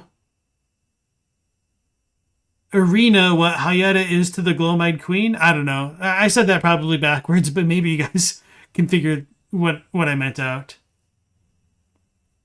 She's the GEQ, but only every third Sunday. All right, Elden enthusiast, you have a good night. And good luck with your video, by the way. You're playing as Marika the whole time? Indeed. So, like, Melina is Marika is Mac. She's playing both sides to end out on top.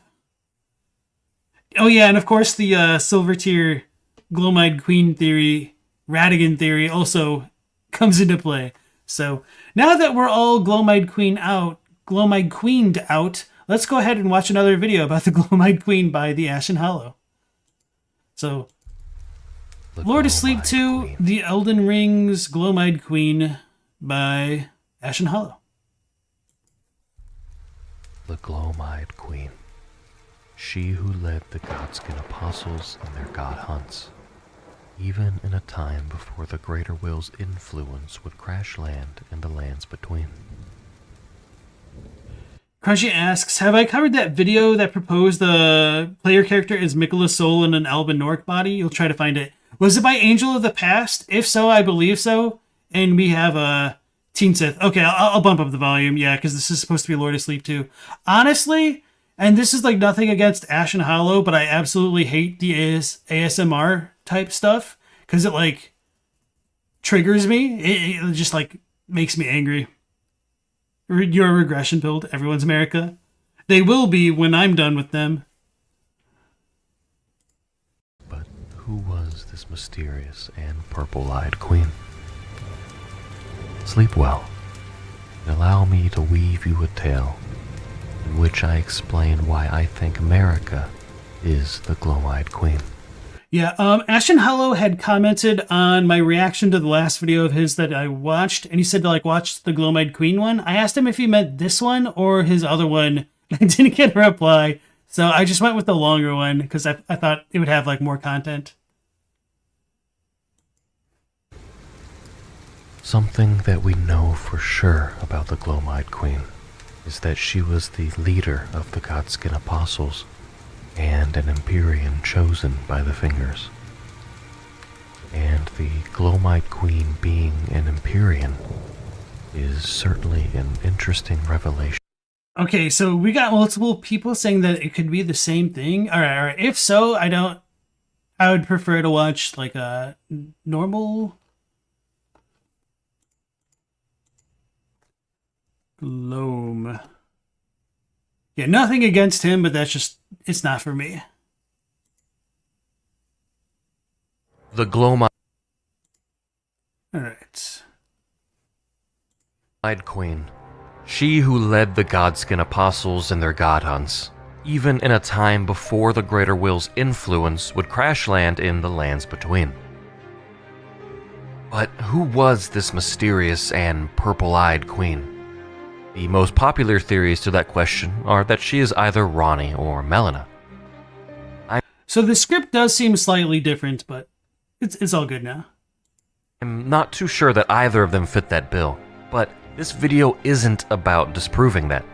Rather, it's about explaining why I think Marika is the Gloam-Eyed Queen. Ruh-roh, Raggy, we got another Marika GEQ believer in the stream.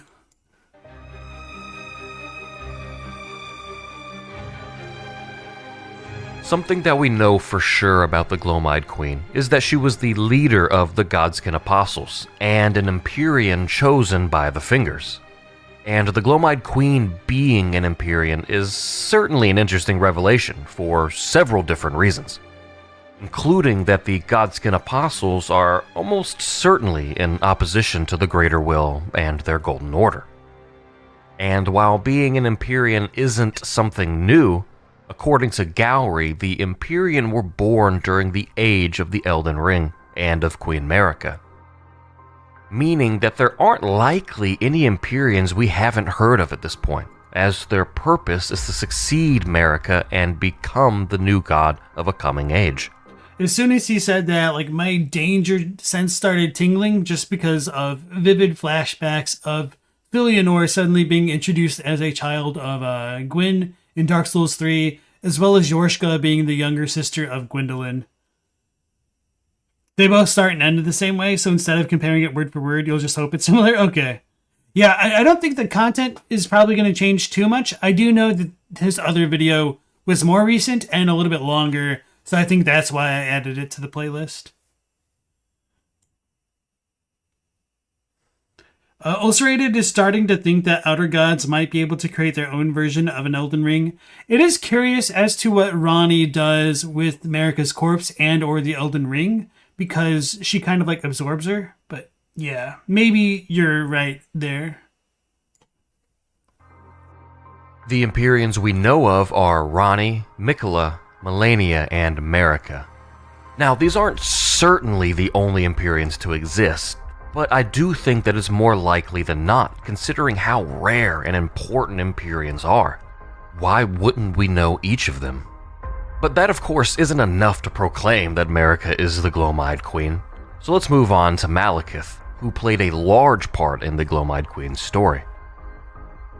We know that Maliketh was a shadowbound beast given to Marika by the Two Fingers because of her Empyrean status. But her sole need of Maliketh was to hide Destined Death away. Which is interesting considering that the Gloam-Eyed Queen and the Godskin served Destined Death.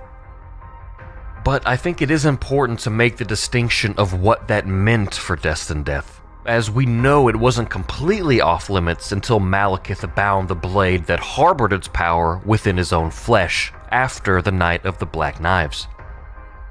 So if Marika is the Gloam-Eyed Queen, having the very destined death that she served under safeguard by her formidable shadow beast wouldn't be a bad deal. She and her kin would have immortality, and she and the Godskin Apostles would always know where it was. And we do know that at one point in time, Maliketh would defeat the Gloam-Eyed Queen, which seems counterintuitive to the theory that that is Marika, as some believe it was only then that Maliketh was able to bind Destined Death. But hear me out. The Godskin. Yeah, I agree with him, and this is something that is always fun to try to talk to anybody who's not initially on board with the theory, because it sounds like, hey, why are you hitting yourself? Why are you hitting yourself? But I do think there is some ways where this can make sense, so let's see what Ashen Hollow has to say about that. Apostle Hood describes their defeat at the hands of Maliketh the Black Blade.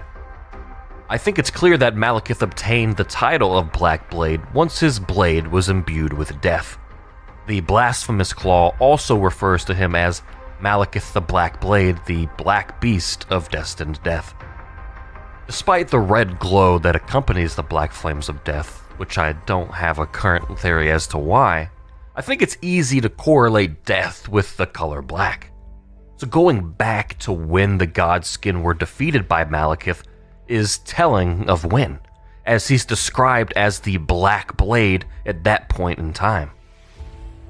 Now, Queen Marika was quite manipulative and headstrong in pursuing her goals. We know that from, of course, when she would shatter the Elden Ring, and from being behind the plot of the Night of the Black Knives, if you believe in that theory. But we already know what Marika would go on to do, so saying that she was disillusioned with the Greater Will, quite possibly the entire time, isn't too much of a stretch. Hiding an identity such as being the Gloam-Eyed Queen isn't out of the realm of possibility. We have to remember that the Gloam-Eyed Queen was in fact chosen by the Two Fingers, the very envoys of the Greater Will. Yeah, and I was a little bit curious as to why he set like the Gloam-Eyed Queen and the Godskin Apostles as being against the Greater Will, just because of stuff like this. When he mentioned that earlier in the video, although he might have like framed it a little bit differently. I think it's a safe bet that had the Gloam-Eyed Queen not been concealing her real identity, that the Two Fingers would have absolutely never chosen her to be the god of their coming age. Why would they? She stood in exact opposition to them, and quite literally wanted to slay the gods and wear their skin. Going back to Maliketh and him defeating the Godskin Apostles, I theorize that this likely happened in very close relation to the Night of the Black Knives. Because upon their defeat, the Godskin had the source of their god-slaying black flame power sealed away. But death was only inaccessible after Maliketh bound it within his flesh, or else a fragment of it could have never been stolen to begin with. If Marika is the Gloam-Eyed Queen, then having something to do with the Night of the Black Knives would make a lot of sense. But I won't delve into that theory here, as I've already done that in a previous video you can check out if you'd like. But if Marika was revealed to be the Gloam-Eyed Queen during the unfolding of these events, then Maliketh would be duty-bound to go after the Empyrean he was bound to. Which is just how it was to become a shadow-bound beast should their Empyrean turn against the Golden Order. So Kolo asks, why would the Greater Will be against the Gloam-Eyed Queen? The Greater Will sent the Elden Ring. If you didn't want death, why not just take death before sending it? But you gotta agree she's also one of the people behind the Night of the Black Knives. So Marika. Okay. Yeah, we don't actually know if the Greater Will is really against the Gloam-Eyed Queen as much as it is against anything that threatens it directly. And of course, like, you might be able to make the argument that the Gloam-Eyed Queen may have targeted the Greater Will. I'm not fully on board the idea of the Gloam-Eyed Queen trying to mask or conceal her presence, although maybe that would like go along with Marika's mischief there. I don't really know. But I thought there was something else that I was going to say with this, and I'm blanking. All right. I'm just going to continue for now. We see a similar situation during Ronnie's questline with Blythe becoming the baleful shadow meant to hunt her. Motown actually has a really good and in-depth video about shadowbound beasts and their duties and whatnot that you should give a watch for more insight on the topic. So to me, it's interesting considering that and looking at the beast eye that Maliketh, disguised as Gurong, gives us to help find Deathroot. I remembered what I was thinking about. So, the Greater Will might have been on board with the Gloam-Eyed Queen / Marika's plans if it would have allowed them to continue living indefinitely, or not like the Gloam-Eyed, or not the Greater Will perhaps, but maybe like the Elden Beast, or both. It's a little bit unclear.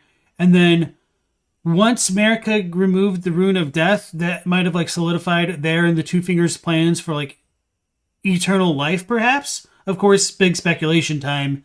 And after the cat was out of the bag and Marika chose to shatter the Elden Ring, that threatened the Greater Will and or the Two Fingers and the Elden Beast's immortality, so she had to get punished. And so they might not want the Rune of Death integrated again, but of course, that stuff is way beyond the text. Just to kind of like give some ideas as to like how some of this weird stuff could work, depending on interpretations here. As it's described as a claw-marked stone eye.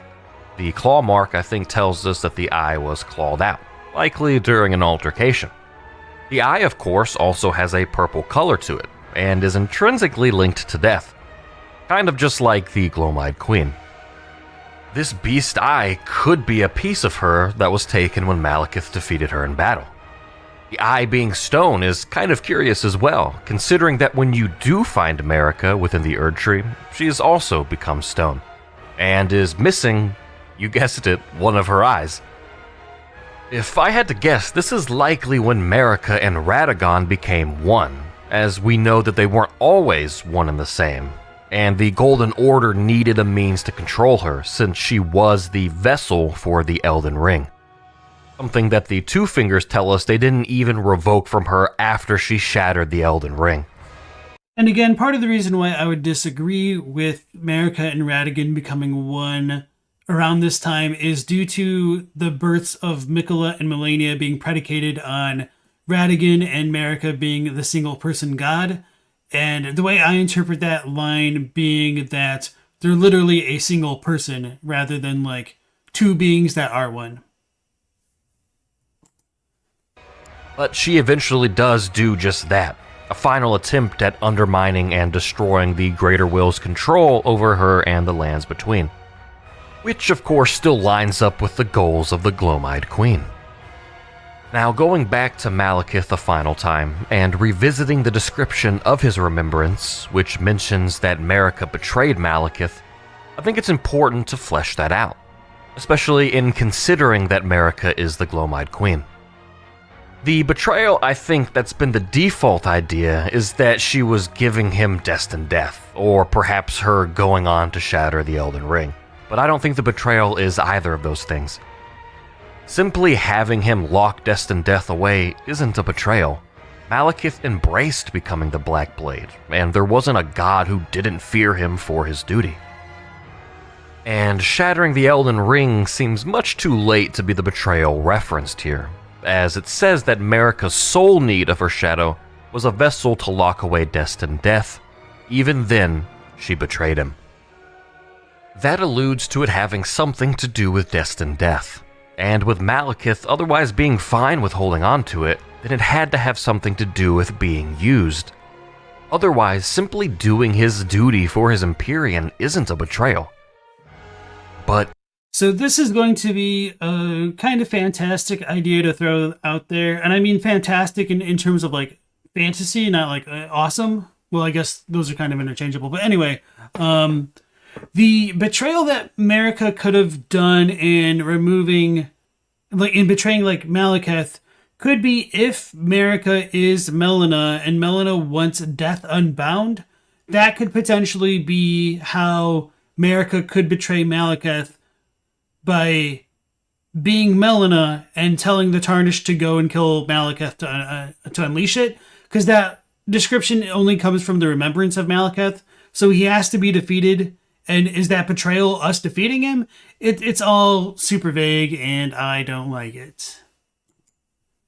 If Marika was the Gloam-Eyed Queen, and Maliketh was being used in that regards to further her agenda without realizing it, and then even having to come to blows with her, maybe even against his will, as we see how it affects Blythe, who still wants to serve Ranni, but is compelled by the Two Fingers to do the opposite.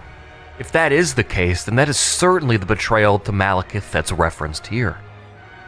Maliketh eventually goes into hiding, with Destined Death still bound within his flesh, and he takes on another identity, which could even be something that he learned from Marika's betrayal. And while disguised as Gronk, we can feed him Deathroot as a means of him attempting to rid the world of death again. And after feeding him the last Deathroot, Maliketh says, "Marika, is this what it is to sin?" Which is interesting, that after consuming all of that death, he feels akin to Marika and her sin. If her sin is death, if she is the Gloam-Eyed Queen, the Queen of Death, then that makes a lot of sense. And again, if she is the Purple-Eyed Queen, leader of God-Slayers and Queen of Death, that absolutely explains why her son Godwyn becomes the Prince of Death upon his soul's demise. Why wouldn't he? You know, I never really thought about Godwyn being called the Prince of Death in relation to Marika specifically. I mean, obviously that's a lot of ammo for me, which I appreciate that, but I don't know. That's just kind of a... I'll need to think about that one a bit more. I might team Gronk or Gurink. Grongu. Otherwise become the King of Death, unless Marika was his mother and queen in both life and death.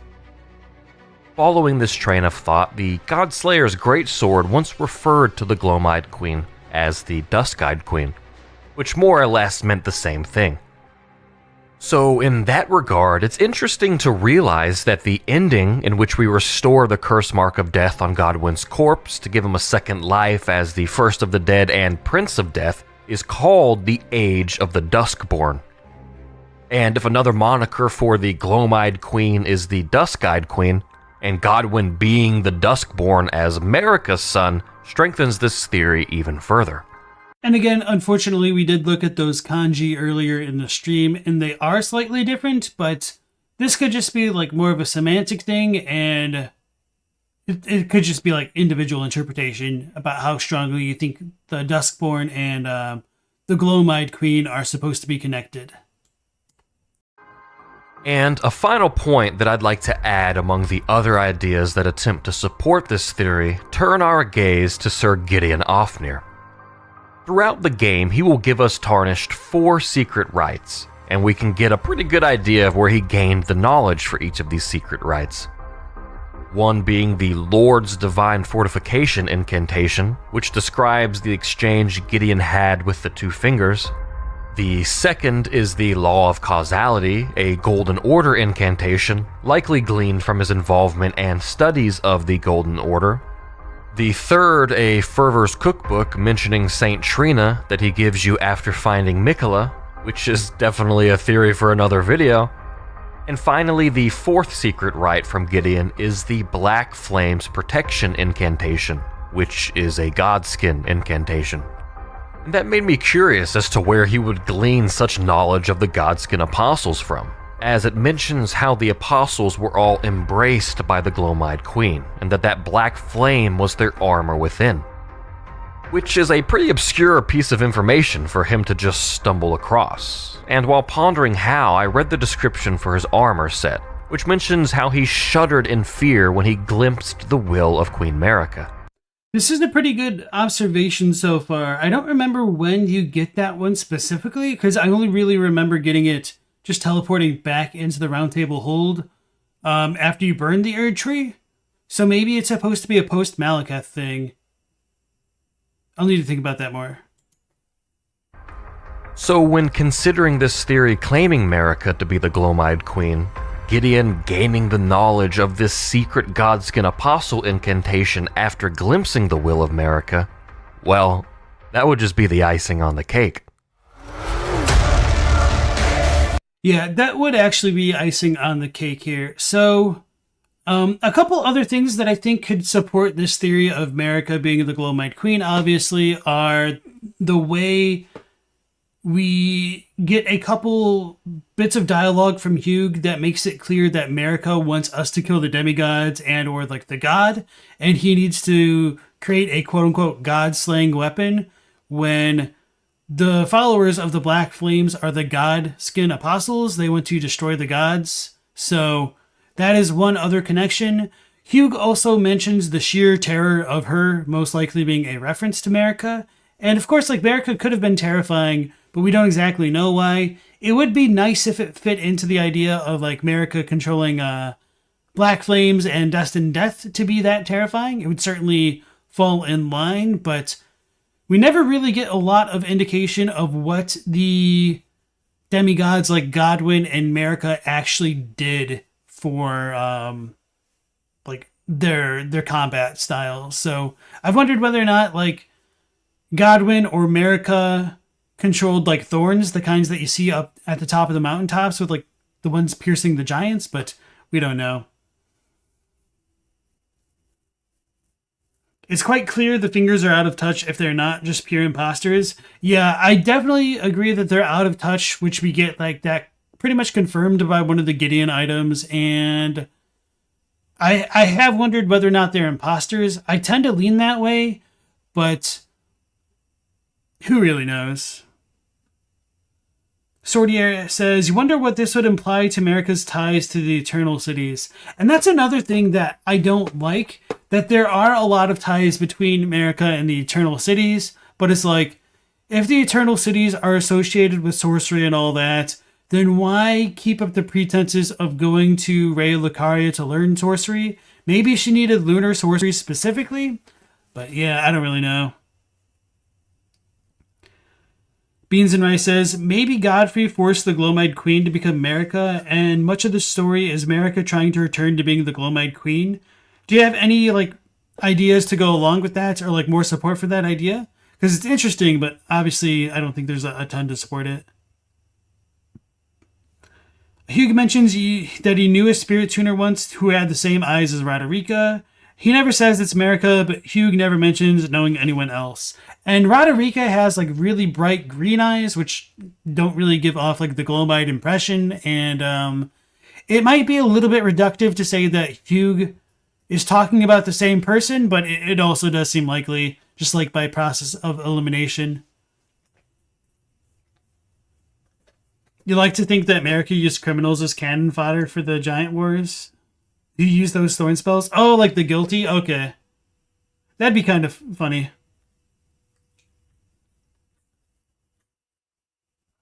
Kola says, only the maiden uses the mist. There are night sorceries in Celia, but how much of it is Nox is unclear. The Eternal Darkness spell is very clearly a Nox spell. It said it's of the Eternal Cities or whatnot. Yeah, Roderika's eyes are green, so your TV settings need tuning. Right, let me pull up a screenshot. I think I have Roderika's eyes. Right, no, maybe it's just footage.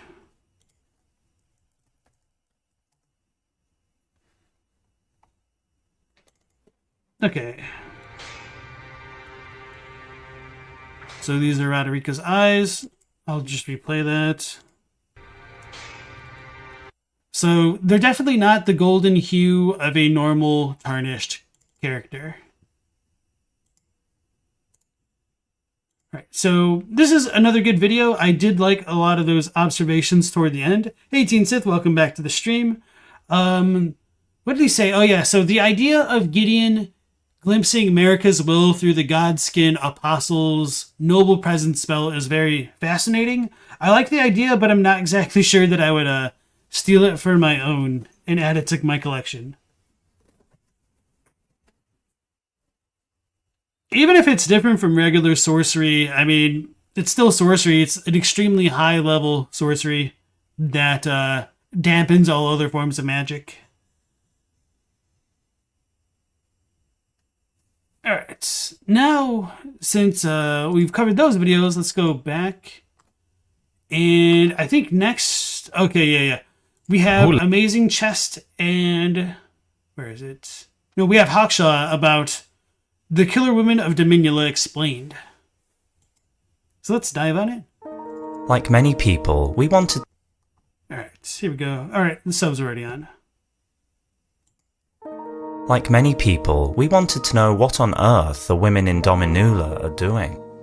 After 18 months, we think we've solved it, and the DLC image gave us our click moment. Spoiler alert, they do not eat their men. In fact, it isn't food that they're hungry for at all.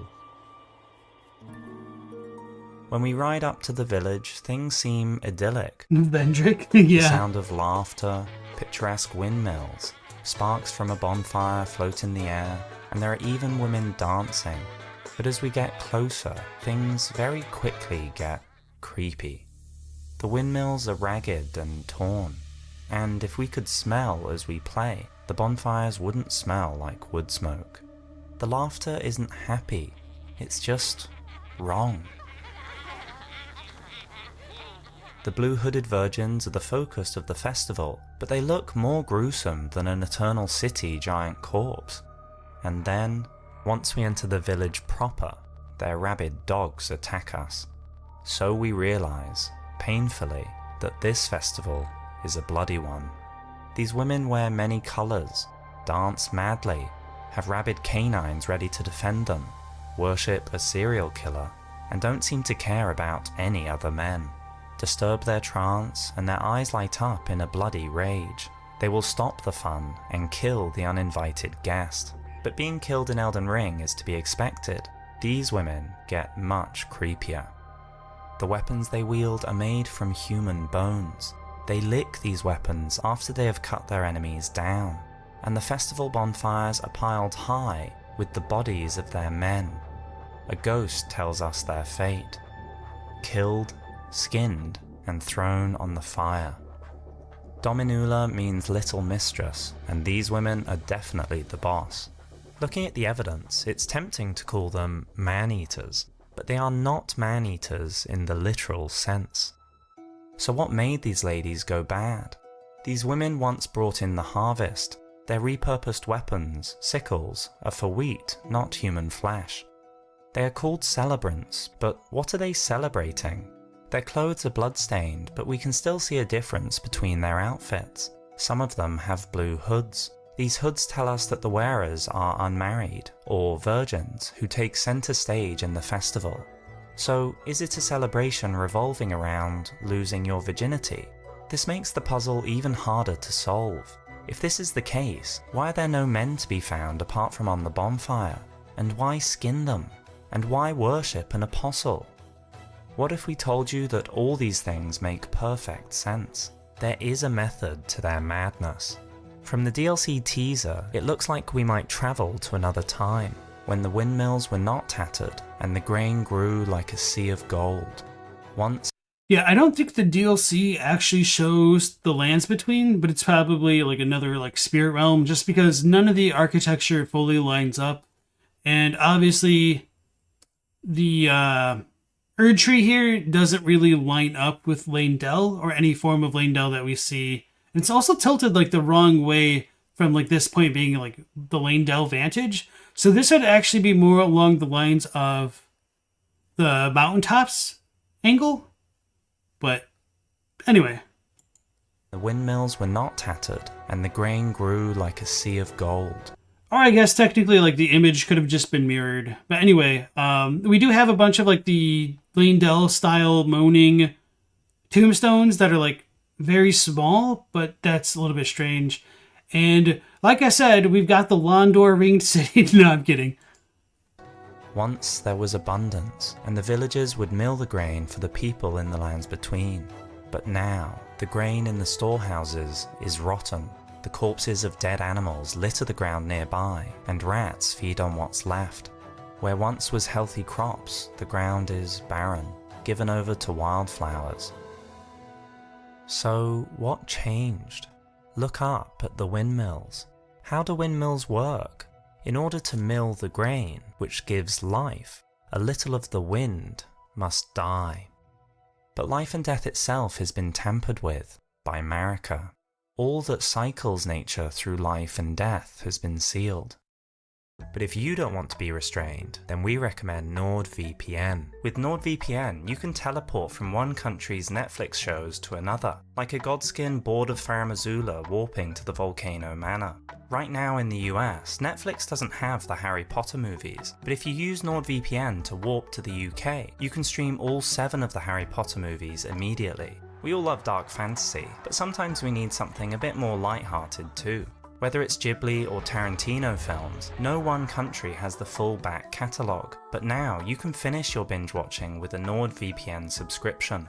We've just finished watching The Hateful Eight, which wasn't available in the UK, but we connected to Australia with Nord to finish this Tarantino western.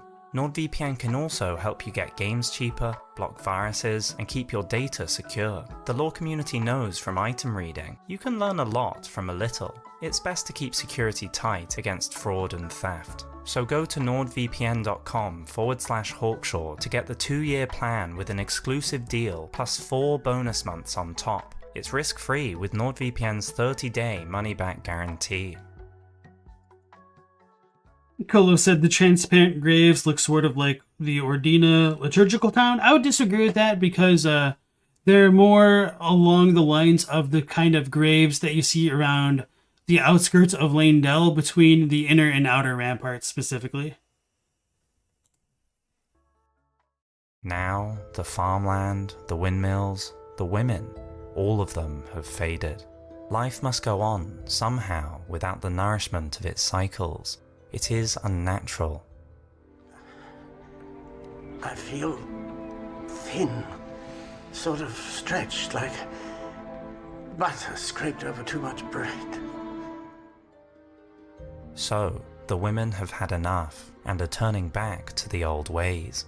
This is why they lick the blood off their blades. Blood is in birth and death. It is a cycle of life. Blood is power.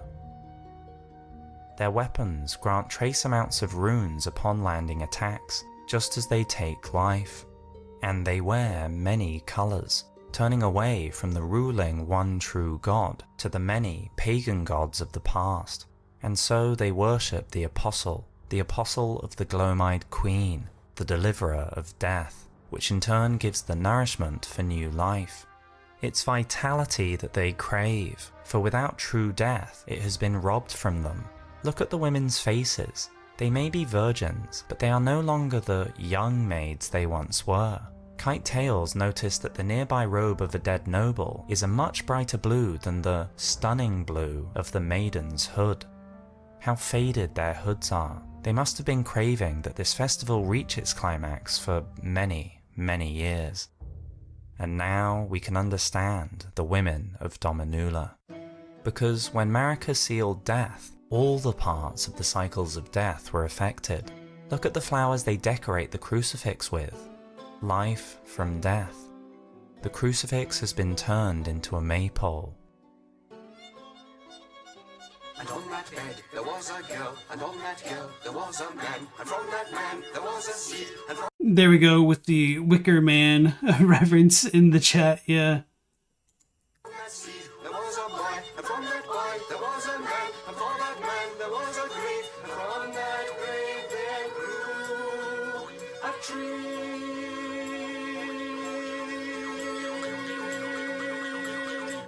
Here too, a life-death cycle created by a man and woman, and so the maypole is... Alright then, anybody. That is simple. The phallic symbol. The Dominula women are trying to add life to their new phallic symbol, which leads us to the skinning and burning of their men. These virgins are old because the men, just like the worn windmills, have no power. It has been sealed. As the original turtleneck meat item says, turtle meat is said to boost virility, but none in the lands between seem to have much appetite for it these days. In the lands between, the urge to reproduce has waned long ago. These women desperately want to lose their virginity. Yeah, I kind of feel like the cut turtleneck description was cut for a reason, although I know like it gets brought up all the time. And part of the reason why I say that is just because we still do have some births with Raya. So with that being said, I do think there's like a kernel of truth within it, in that reproduction has probably been affected by like I don't want to say like everlasting, but like essentially everlasting life here. But anyway. But the men are not interested, and so the women are like cats on a hot tin roof. I was conscious of it.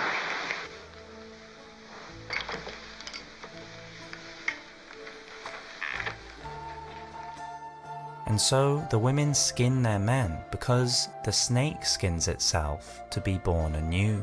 A snake leaves its old faded self behind to emerge bright and vital once more. This is the Apostles' system of renewal. The women in their desperation have turned to this snake method, but they didn't stop there. I mean, that's kind of wild, but I honestly like it. Not so much like the cat on a tin roof stuff. Like, I don't really care too much about that. It's not really the vibe that I get from like the women dancing and all that. But anyway. Turn to fire too. In Elden Ring, fire melts down and reforges anew. They are trying to reforge their men as bright and strong once more. And what do we see if we leave the ghost, a shadow of a man, cowering and afraid to ride by the human bonfire? We see the corpses of men aflame, and they stand up, imperfectly reborn. Maybe this festival will reach its climax after all. That sounded like a double entendre. If you enjoyed this, then subscribe for our next release, The Elden Ring Snake's Iceberg Explained. T-Set says, how did we get from the cloak to fertility? It's because of the fact that the blue cloaked women are maidens. So they're virgins, I guess. I don't know.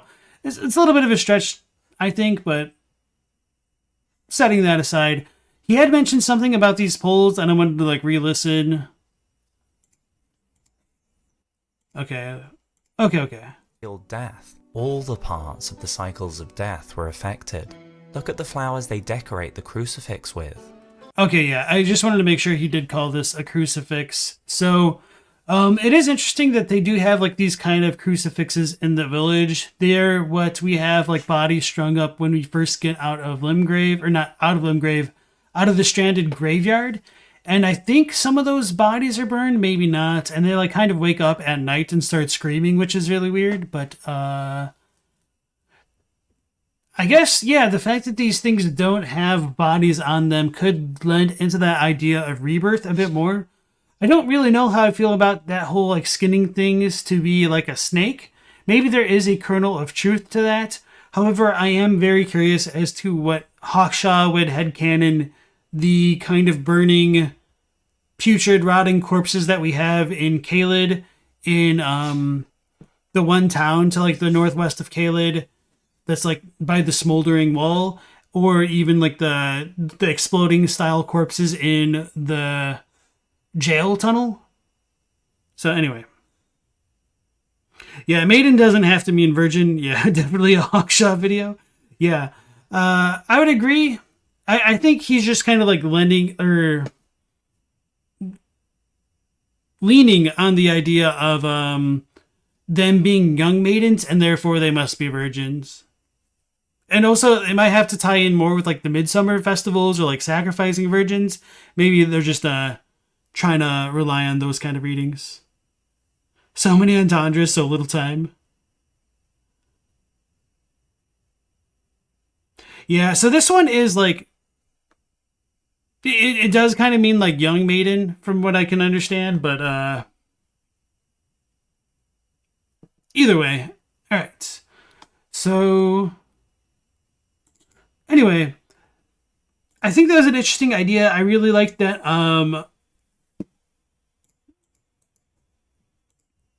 the point about like skinning men alive to kind of initiate a rebirth cycle. That's not something I would have thought of on my own, to be honest. So if you guys enjoyed that video, despite all of its weird assumptions here, that's totally cool. Go ahead and give Hawkshaw a like. Now, yeah, this guy did not go to the school. Did not go to school with the same kinds of people you did, apparently. All right, let's go ahead and move on to another video. Beating Elden Ring in every demigod, but you're actually Maliketh by Amazing Chest. How easily can you beat Elden Ring as Maliketh? Bruh. Bruh.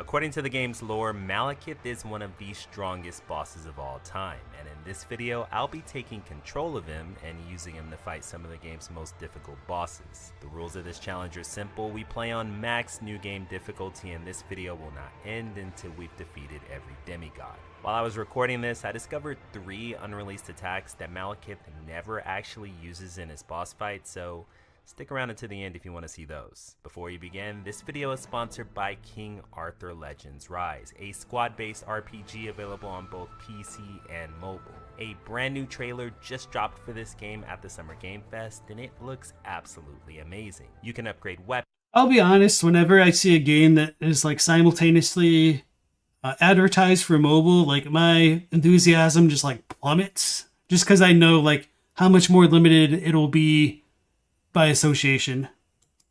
Collect powerful gear, and explore the game's... These types of videos make you wish you'd gotten Elden Ring on PC. Yeah, it is really nice to be able to mod it. So, hey, people got to eat. No, I'm not like criticizing him for taking the sponsorship. I'm just saying, like, oh man, that my interest in the game just like immediately dropped as soon as it said it was for mobile. Dungeons using a variety of different legends, each with their own unique skills that you'll have to master to beat the games. Like, this looks fine, to be honest, but just like mobile has so many bad connotations for me at this point, and like so many bad associations. It's just like oh no, what are you trying to get me into?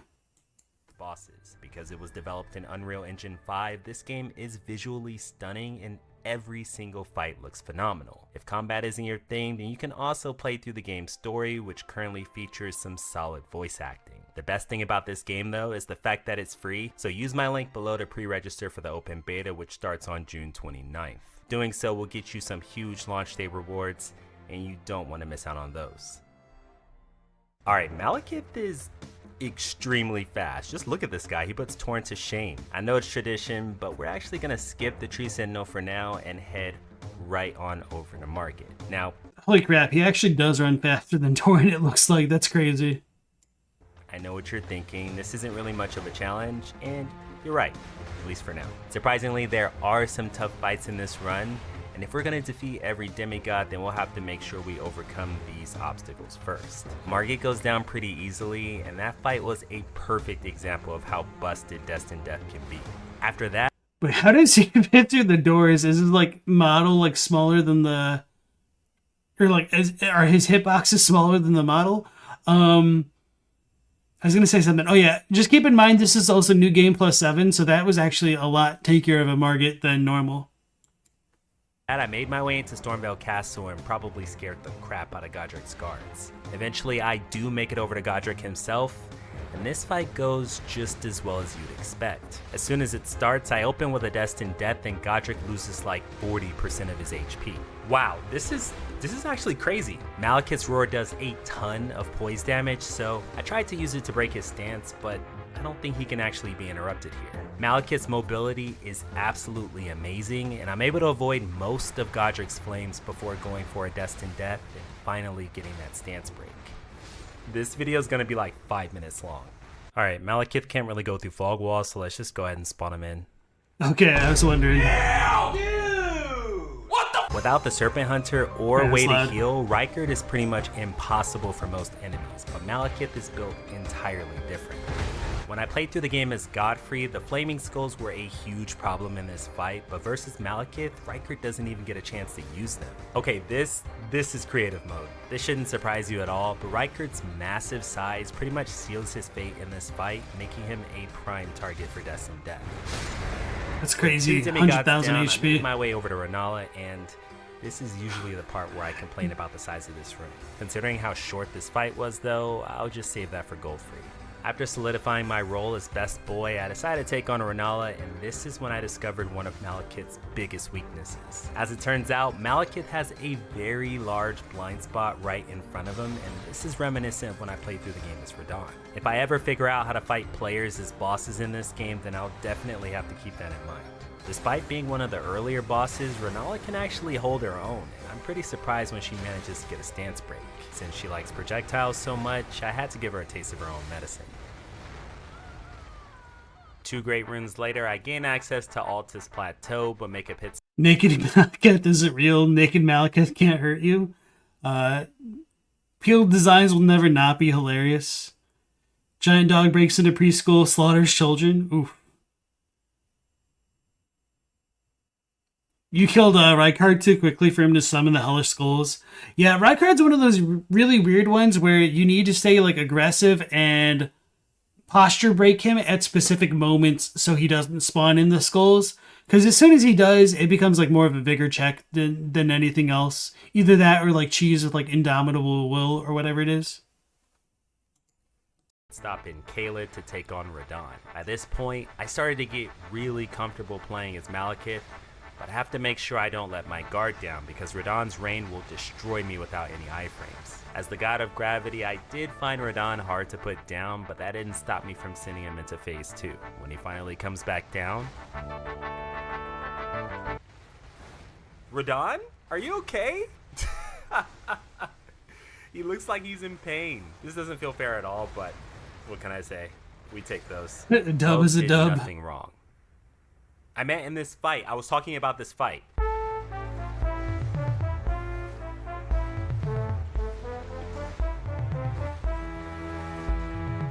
Mohg is a menace. Everyone knows that, and without iframes or a way to heal, most bosses actually struggle here. Between Destined Death and the Black Blade though, Maliketh can essentially negate Mohg's nihil, making this fight much more manageable. Interesting. While it's still close, after sending him into phase 2, a clutch stance break disables him, and then Destined Death's gonna seal his fate. Is Tish really good against Mohg because she can reduce his max HP while he does nihil so he would heal less? If so, that's kind of crazy. Insofar as mobile games go, Dislight is pretty good despite being a gacha and really F2 free-to-play friendly. You gotcha. You power stance the lances against Rykard. So for the longest time, you wouldn't be able to pick up the second spear. So maybe they like patched that in somewhat recently, as far as like patches go at least. Because I've gone through multiple New Game Plus cycles, but I can't ever loot the second one. Listen, I would much rather not do this since we're technically neighbors, but if you're not going to move, then I don't have a choice. Godfrey is always scary because you never know just how scuffed the camera is going to be, especially since I have to zoom out so far. Combine that with the fact that his axe shreds through poise and you've got a recipe for disaster. Even though I'm virtually blind for like half of the fight, Godfrey doesn't even bring us to half HP, which honestly surprised me. I can't say the same for Morgott, who is... Why is this boss so bad? Spoiler alert, I'm actually working on a Morgott run right now, and it's going pretty well. Morgott gets to attack exactly once before being sent into a scripted sword rain at 70%, and then he's taken all the way down to phase 2 HP where he starts coughing, and before that he's already dead. Versus the Fire Giant, we get to see the first piece of cut content, and that's going to be this triple vertical slam that I used. Yeah. I do think, ironically, the second version, or technically third version of Morgott you fight is kind of the easiest because he does have like a lot of lulls in his attacks where you can get a lot of free damage into him. Especially if you summon for that fight, it's a lot more of a joke. But yeah, anyway. Doesn't Nihil Sap summons HP as well? You never summon for him? Oh, actually I don't know that because I don't think I've summoned for that version of Mohg either. You forget what track it is, but those are some middle school RuneScape vibes. I never played it. Into phase 2. The next one is this charge slash, which looks cool but is pretty underwhelming and probably explains why it was cut. As the fire giant falls to do his flame pillars, it puts his head in the perfect range for Destined death, and the rest is history. Speaking of history, if you're familiar with the game's lore, then you'll know that this fight is personal for the Godskins. Maliketh basically came in, stole their rune, and now he's back again to add insult to injury. If there was any fight that was going to be difficult, it makes sense for it to be this one, and I make sure to take out the noble first to avoid any phase 2 shenanigans. If we get hit by that rolling ball attack, because we don't have any iframes, it will absolutely destroy us. Wait, this is going to be a close one. Am I dead here?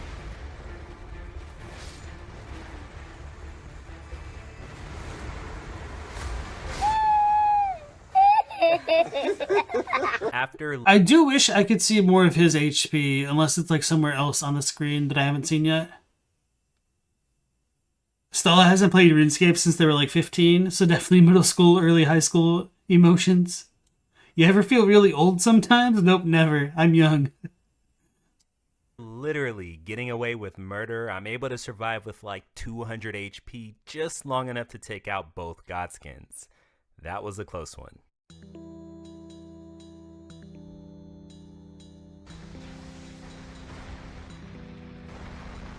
Placidusax is a breath of fresh air compared to the Godskins, and here we get to see another example of cut content. After Maliketh jumps on his blade, he usually only has 2 options, which will vary depending on where he is in relation to his opponent. The version you're seeing here is an unused variant, where instead of spinning in the air or jumping back, Maliketh stays on the ground and does a 360 spin. Shoutouts to Jordan for finding that, and you can learn more about fighting Maliketh in his 50-page Maliketh guide that I've included in the description. Damn. With Placidusax behind us, it's finally time for the Maliketh Ditto, and this fight was crazy. Great minds think alike, I guess.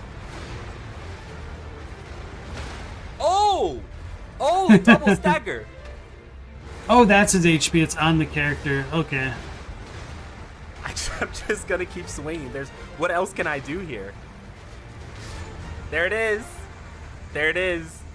Defeating my doppelganger brings me to Gideon, and... Wait. Nothingness says power stancing the Serpent Hunter with another Great Spear gives you wind attack on both spears? What the hell? I didn't know that.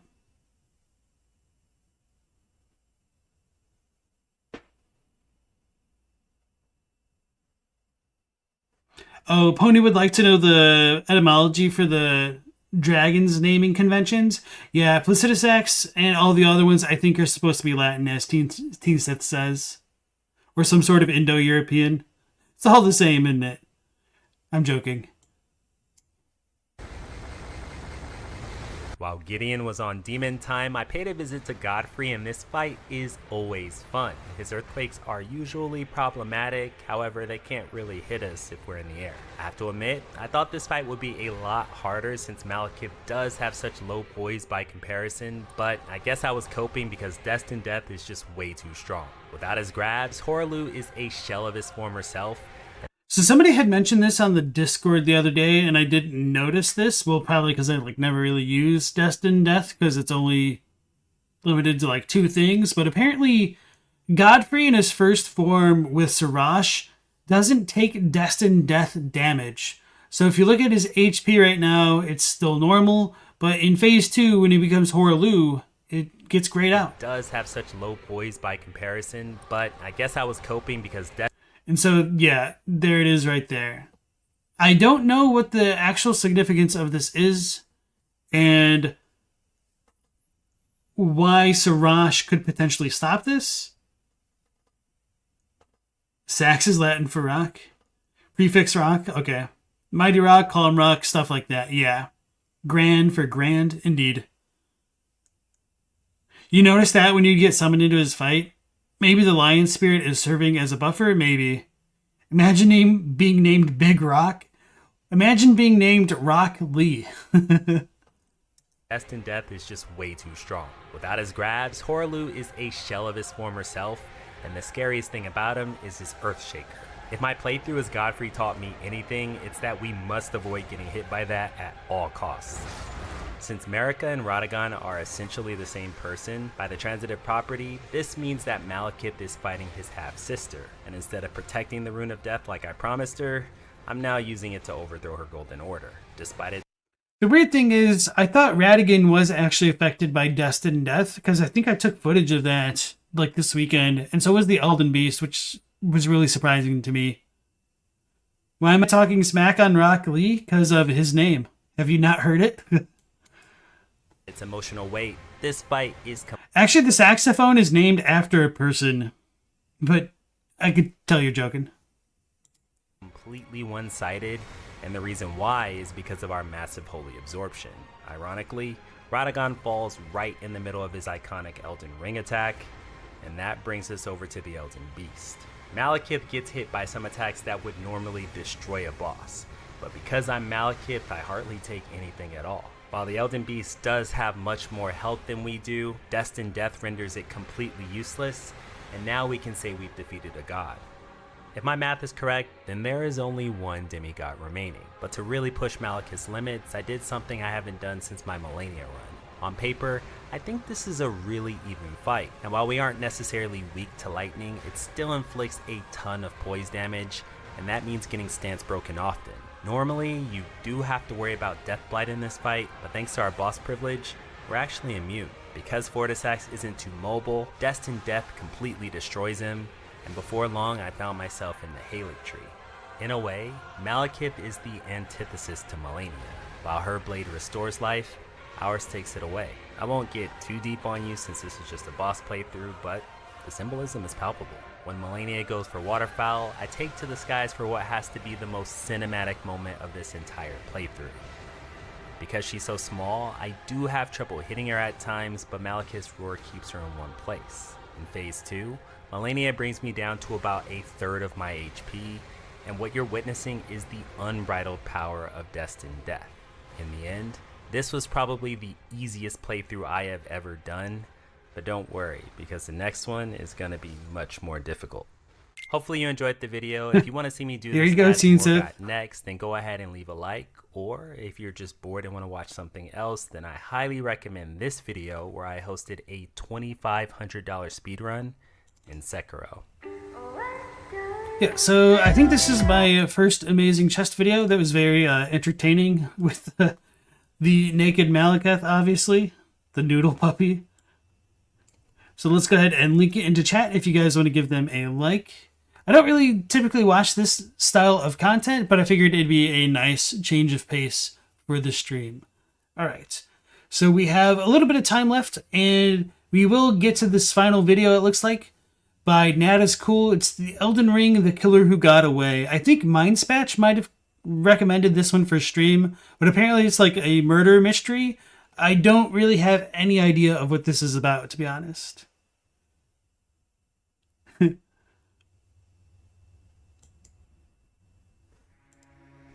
Boss privilege, if you can survive enough to deathblight a boss, you think you deserve the win? Yeah. Some deathblightable enemies have like a really high tolerance for it, but most bosses are immune. Obviously.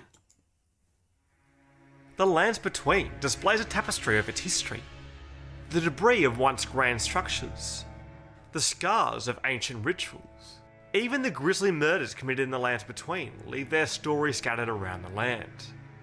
Like detectives, we can use a scene of the crime to recreate the events, displaying the means, and glean who the murderer may have been. But what if we can't trust this scene? What happens if the scene of the crime has been meticulously created to lead us astray, allowing the culprit to remain unscathed? Irina, daughter of the Warden of Castle Morn, can be found close to the Bridge of Sacrifice. My name is Irina. I've escaped from Castle Morn to the south. The servants there have rebelled. The servants are full of wrath, filled with hatred for every one of us. The wrath. They've since come for every one of the companions I escaped with. They haven't spared a soul. And true to her word, it isn't long until Irina herself is slain, with an evidence-rich crime scene. But even with all this damning evidence, something just doesn't seem right. Could this just be covering up the true story behind the death of Irina? Let's poke some holes into this tapestry and uncover this murder mystery together. Alright, sounds like it's about Irina. I've wondered about this. I really don't have a lot of concrete thoughts about it either, so seems like a fun little video to go into. Got that pension in him? You always assumed it was an angry misbegotten. Yeah, especially with like the little sword behind it. Isn't that technically? Yeah, that is a misbegotten. Oh, this is actually an axe, not actually a sword. Always confused me.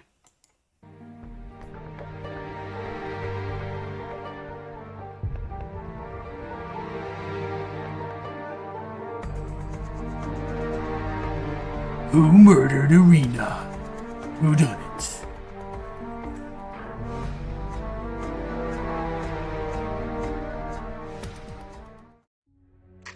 Irina's body is found at the tip of the Weeping Peninsula, just before the Bridge of Sacrifice. This is pretty much the same location as to when the Tarnished first encounters her. However, she now remains lying next to a wall, with a spray of blood leading up to the wall and against it. And it's worth noting that her face is hidden. If Irina was still sitting on the same rock before she died, it seems as though a strong force has struck her from behind, flinging her against the wall, ending her life. Although such a strong force hasn't seemed to leave any mark on her body, but we could attribute that to the creators not having time or capacity to add that in. She got the whole like Family Guy arm going on right here, behind the back. Embedded into the ground next to Irina is the biggest piece of evidence we could ask for, an iron cleaver. Fairly large iron cleaver, commonly used by the maltreated misbegotten. Steeped in resentment, these weapons are swung wildly and relentlessly, often after rushing up to foes. The wild swinging of the iron cleaver could result in the positioning of Irina, and the placement of the iron cleaver would confidently place this weapon as the murder weapon. So the misbegotten would be a primary suspect. Misbegotten. Cursed, the misbegotten were punished for making contact with the Crucible, and from birth they were treated as slaves. Or worse. Many misbegotten can be found throughout and around Castle Morn, supervised by Irina's father, Edgar. I'm Edgar, warden of this castle, as ordained by Lord Godric himself. But you can see how things have turned out. The menials have all rebelled. They gave me good service, or so I thought. So, random cursed opinion here. Every time I see or hear the name Edgar, I think of Edgar from Men in Black, and it just reminds me of water and all that stuff. But it seems it was all an act. Foul creatures, as it said, and true enough, they're foul inside and out. The misbegotten, once slaves of the Castle Morn, have rebelled. Edgar sent an escape party, along with Irina, to safety, but all of them were still condemned to death. Around Irina is a crashed carriage, with 4 fallen Godric soldiers. Initially, Irina is still alive, and she asked the Tarnished to deliver a letter to her father, who's still in the castle. He can be stubborn, but I'm sure he'll come around. Irina's letter is described as a letter given by Irina, addressed to her father, the commander of Castle Morn. Gorgeous silken handkerchief, lightly stained with blood. Words can be made out within. And this letter is the last act that we can observe of Irina before she is tragically killed. So it seems like all the evidence points to the misbegotten, right? Let's just save us some time and stop the investigation here. But this scenario almost seems too perfect. Too linear, at least compared to many of the other deaths we witness in the lands between. In fact, if we start to look further, this perfect scenario starts to develop some holes.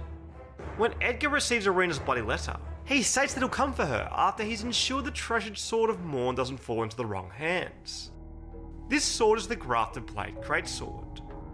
A revenger's weapon, it is burned with oceans of anger and regret. A lone surviving champion from a country now vanished was so determined to continue fighting that he claimed the swords of an entire clan of warriors. This sword is held by the Leonin Misbegotten, the boss past the Castle Morn. Edgar can be summoned to the... A little bit ironic that This footage uses the Leonine Misbegotten with a completely different sword. Leonin Misbegotten, the boss past the Castle Morn. Hey Billy, welcome back to Edgar the can be stream. summoned to this fight if he has read Irina's letter.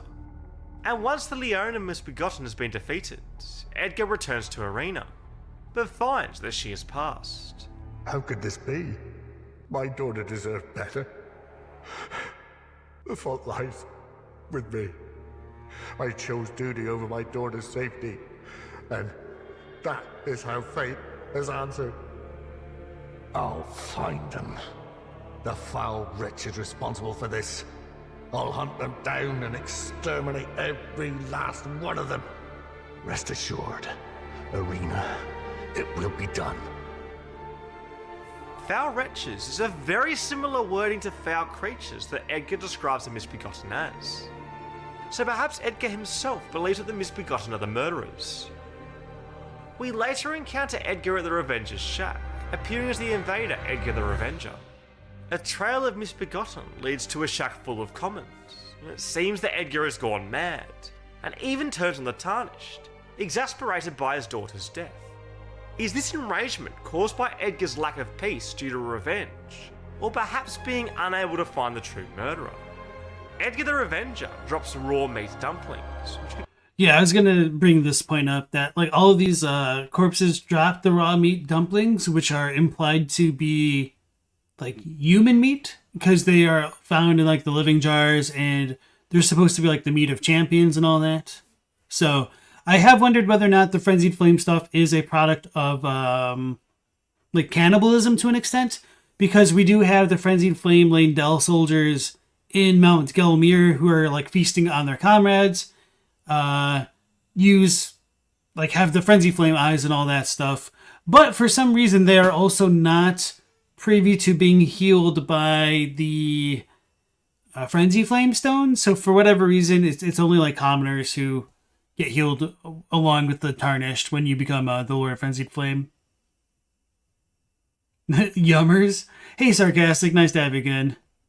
Misbegotten is the true hero of Elden Ring. And of course, just to bring in the cannibalism angle a bit more into focus, we do give Hayata essentially eyes in the forms of grapes, and that strengthens her connections to the Three Fingers as well. Also be found in the corpses around the Revenger's shack. But apart from his halberd, one more item is dropped from Edgar the Revenger. A Shabriri grape. Yellow oozing eyeball of the infern. The Shabriri grape is given to the blind maiden to guide her to the distant lights. This light is the Frenzied Flame, with a nearby spirit explaining Edgar's change. Ah, the poor fellow, gone perfectly mad. Love, revenge, the Frenzied Flame melts it all away. The Howl of Shabriri states that Shabriri is the most reviled man in all history, the beginning of the sickness of the Flame of Frenzy, and attempts to persuade the Tarnished to visit the Three Fingers. You were about to sacrifice something precious, the life of a fair maiden, that you would toss into the fiery forge. Spare the poor girl, and singe your own flesh in her stead. Descend into the depths far below the Erdtree capital. Seek audience with the Three Fingers and the Flame of Frenzy. This enticing snare of the Frenzied Flame seems to have been offered and taken by others, including Vike, their closest Tarnished to becoming Elden Lord. If we are following the Frenzied Flame ending, all of Shabriri's grapes we are collecting are fed to the blind maiden, Hayata. Hold on, Hayata looks suspiciously similar to Irina, with the same voice actor, and very similar mannerisms. Many, like Storm Warriors too, believe that Shabriri is involved with the death of Irina. Shabriri themselves inhabits the flesh of another. I fear that you were previously acquainted with this vessel. Well, that is most unfortunate, for he is... I like the little effects. It kind of reminds me of some of what V-Limit has done in some of their videos. Very high effort here. It's really annoying how much effort goes into making something as simple as this kind of looks. But that just kind of like shows a lot of skill as well. This vessel, well, That is most unfortunate, for he is dead. As for his flesh, he gave it to me. Shabriri, I hope you can make your peace with that. This flesh used to be Yura, Hunter of the Bloody Fingers. Yura and Shabriri do share the same voice actor, Sean Dooley. So perhaps Hyeta is the result of the same possession of the Frenzied Flame. But while Yura and Shabriri do have the same voice actor, they do take a different voice. Ah, you must be the new Tarnished. Finally, we meet. The Tarnished. Yeah, VLimit says some of the shots that you'd least expect to be annoying to create end up being the worst. So one that sticks out to my mind is trying to get like a good picture of Dukist Urba that can like also show off the sky underneath the ground in like Shifa River. It sounds like it'd be easy, but it's actually kind of a pain in the ass. But yeah, I definitely feel that.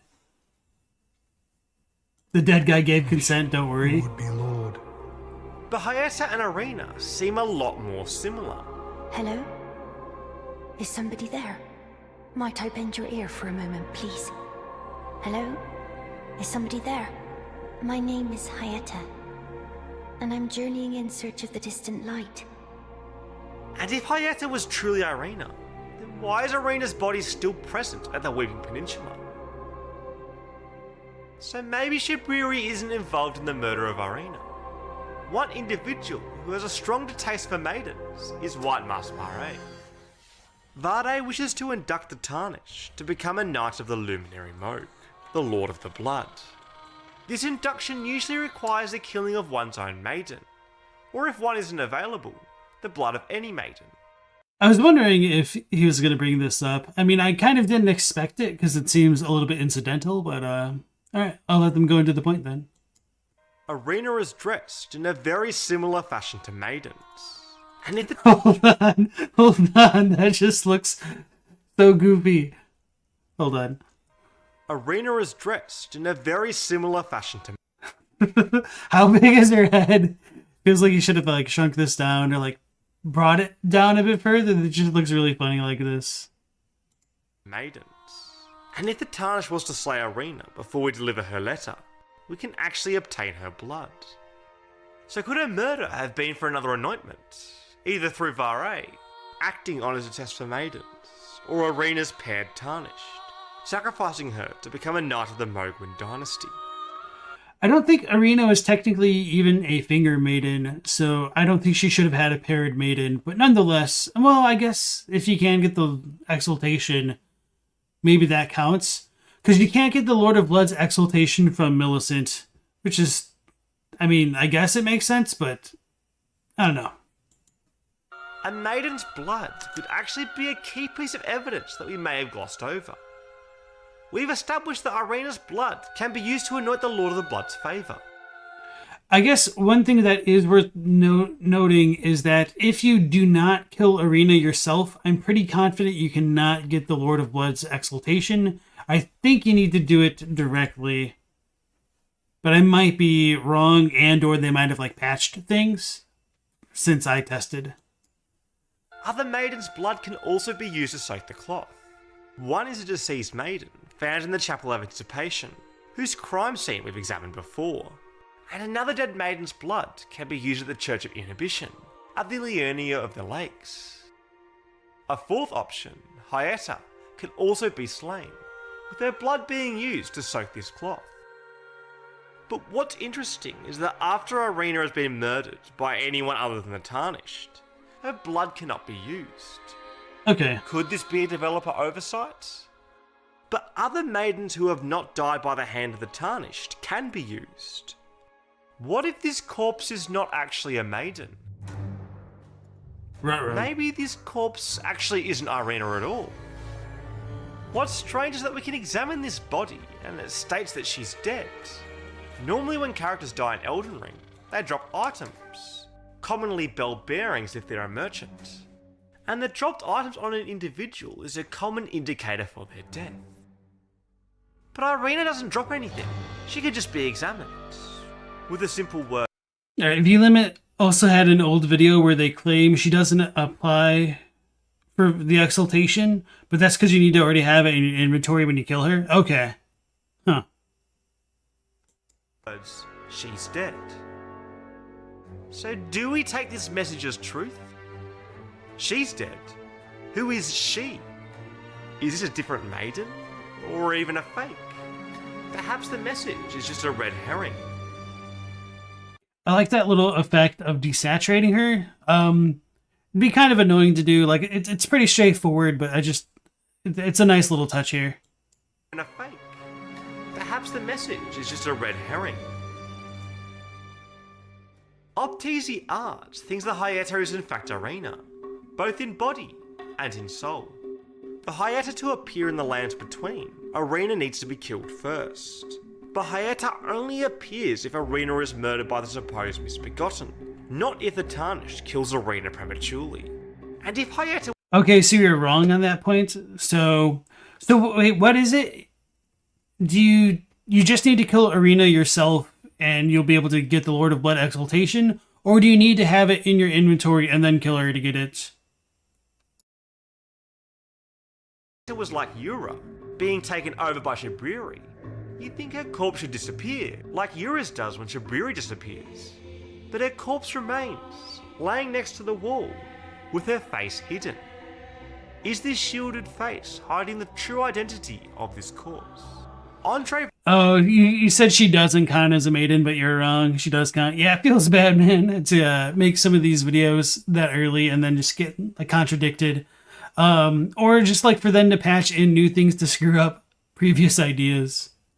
You can't go back to her body later like you can for the other maidens? Okay, thank you. Vieira 3312 believes that Irina and her father were orchestrated into cultivating a finger maiden for the three fingers. Maybe Irina was chosen because of her poor eyesight, and she wouldn't be able to see what the grapes are that she's consuming, and she only realises when she's been drawn too close to the light. Potentially Irina's letter could have been used to manipulate Edgar, driving him mad, severing his connection with the precious maiden, and bringing about the frenzied flame.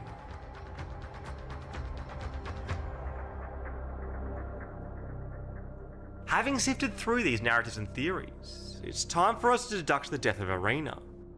While the evidence is certainly stacked up, I believe that the Misbegotten did not actually kill Irina, but were rather framed. It seems like whomever the killer was, their motive for this wasn't retribution, like the Misbegotten, but solely focused around the maiden. Vade despises maidens, and I wouldn't put it past him killing one more maiden. But for him to kill Irina, and then misdirect others, it doesn't seem like something he would do.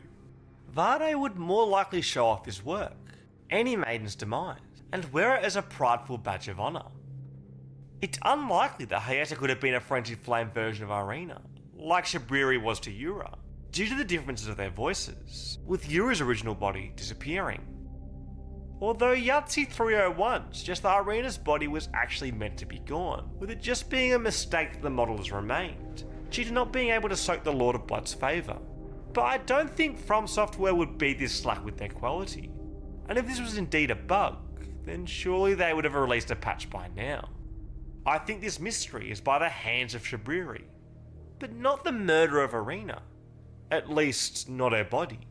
Shabriri used Hyeta and Edgar to bring forth chaos to the world, driving Edgar mad in the process, killing him and tricking Irina into eating others' eyes. Shabriri is actually the name of the Jewish demon of blindness, who is said to enter the body and overwhelm the victim.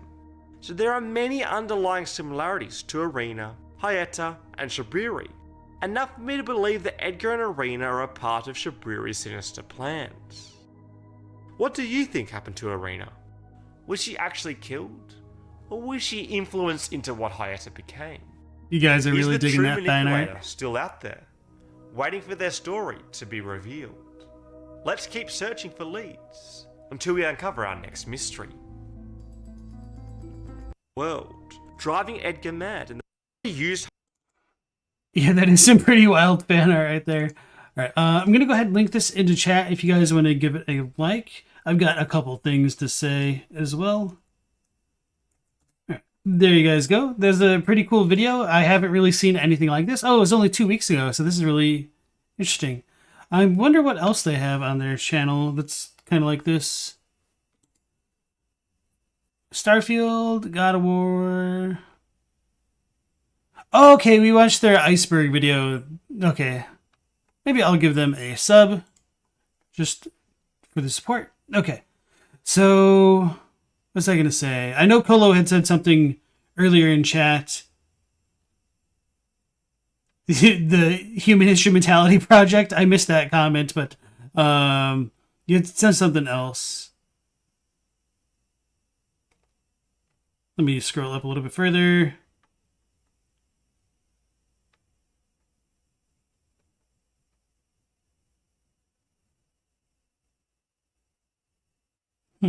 Maybe I'm just missing the comment.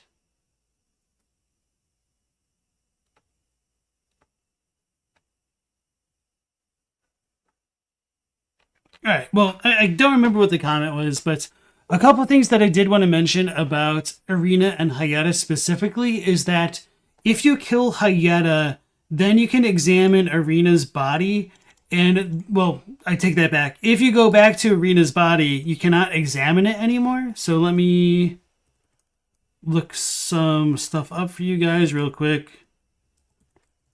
Which is a really weird interaction, which is unlike many of the other things. And if you do kill Irina, Hayata doesn't spawn in. Hello? Is he taking... Why on earth? I do not wish to cause anyone harm. Father, please, be safe. Whenever you hit Irina, Hayata will also perform like Wrath of Gold.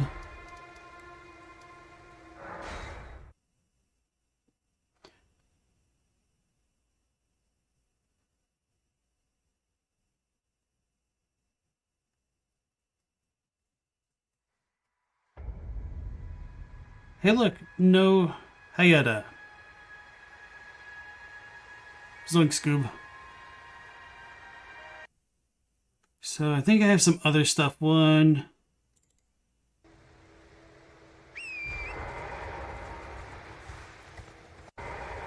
Hello, servants. I fear it's late. So if you talk to Irina, but like don't go to Castle Morn, you can just teleport. Well, go to Liurnia first, and then Hayata will be there. It wasn't like that in 1.0. I'm pretty sure you had to complete all of the stuff in Castle Morn with Edgar to progress the Hayata quest. But they changed it around later on. So that's just to show that like you can get Hayata after taking the letter from Irina. Or maybe...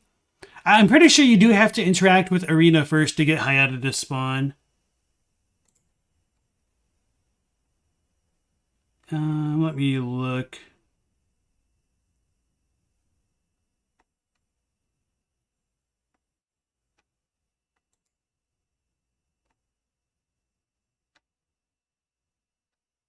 I don't remember if the kill quote is the same or not. Oh, hello. Is that you over there? That one. Finger... How's my... I'm sure. Okay. Finger maiden.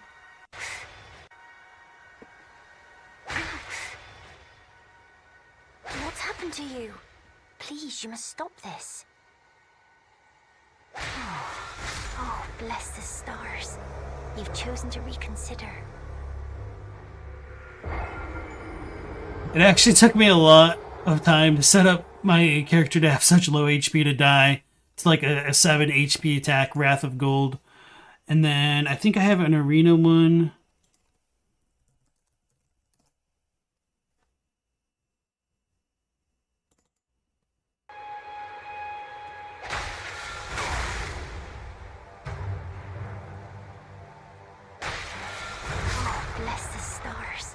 You've chosen to reconsider. So they have like the same kill quote and everything. So really the only difference between Hayata and Irina is Hayata has like the smock on and all that. Okay. You deleted it because you thought it was dubious, but it seems you're right. Bless the stars. You've chosen to reconsider. Yeah, you've chosen to reconsider staying alive, it seems. They should have given that attack more punch. You love the kill quote. Nothingness asks, do you think the character survives burning the world in the frenzy ending? Melina says you won't truly be Lord if the land you rule is barren, implying we may survive. So, I feel like the Frenzied Flame wants us to believe that we will incinerate all that distinguishes and divides, but it doesn't seem like we fully succeed if Melina can still be around to chase us. And, of course, we don't know if Melina will succeed in her mission either, but nonetheless, I think the player character kind of sort of survives, at least their body does, but survival is kind of a weird question when we've truly taken on the Frenzy Flame within us. Are we still even us at that point? Or are we just the vessel for the Frenzied Flame, perhaps? Are you sure that's not Law of Causality? Yeah, I'm sure. Because, like, Law of Causality will have a small bubble around them first. And once you break it open by repeated attacks, then it will explode and deal a hell of a lot more damage than, like, the 7 HP Wrath of Gold or whatever it is. Cut content shows that the minds of the frenzied are linked indeed. Yeah, but that is cut content, and they did seem to move away from that. Maybe we'll get more of that with the DLC and or like the Dreamlands or Spirit Lands or whatever you want to call them. That's why you always take the Frenzy Flame after Melina burns herself, so she can't get you. Very smart. It's not fully a lie. It seems the more anger, the more the minds mix up. It's weird. I definitely wish there was a lot more with that stuff in the base build of the game, because that stuff's like some of the most fascinating to me in the cut content for sure. So, okay. So I guess we can end the stream slightly early tonight. We've watched all these videos. I think I timed things out pretty well, if I do say so myself. So for everyone who's joined in, as always, thank you. Please consider liking, subscribing, all that YouTube algorithm nonsense. And we will be going live again today/tomorrow, depending on your time zone, at 10 p.m. Eastern Standard Time. So hopefully you will be able to join us again. And take care, stay safe. Last Protagonist out.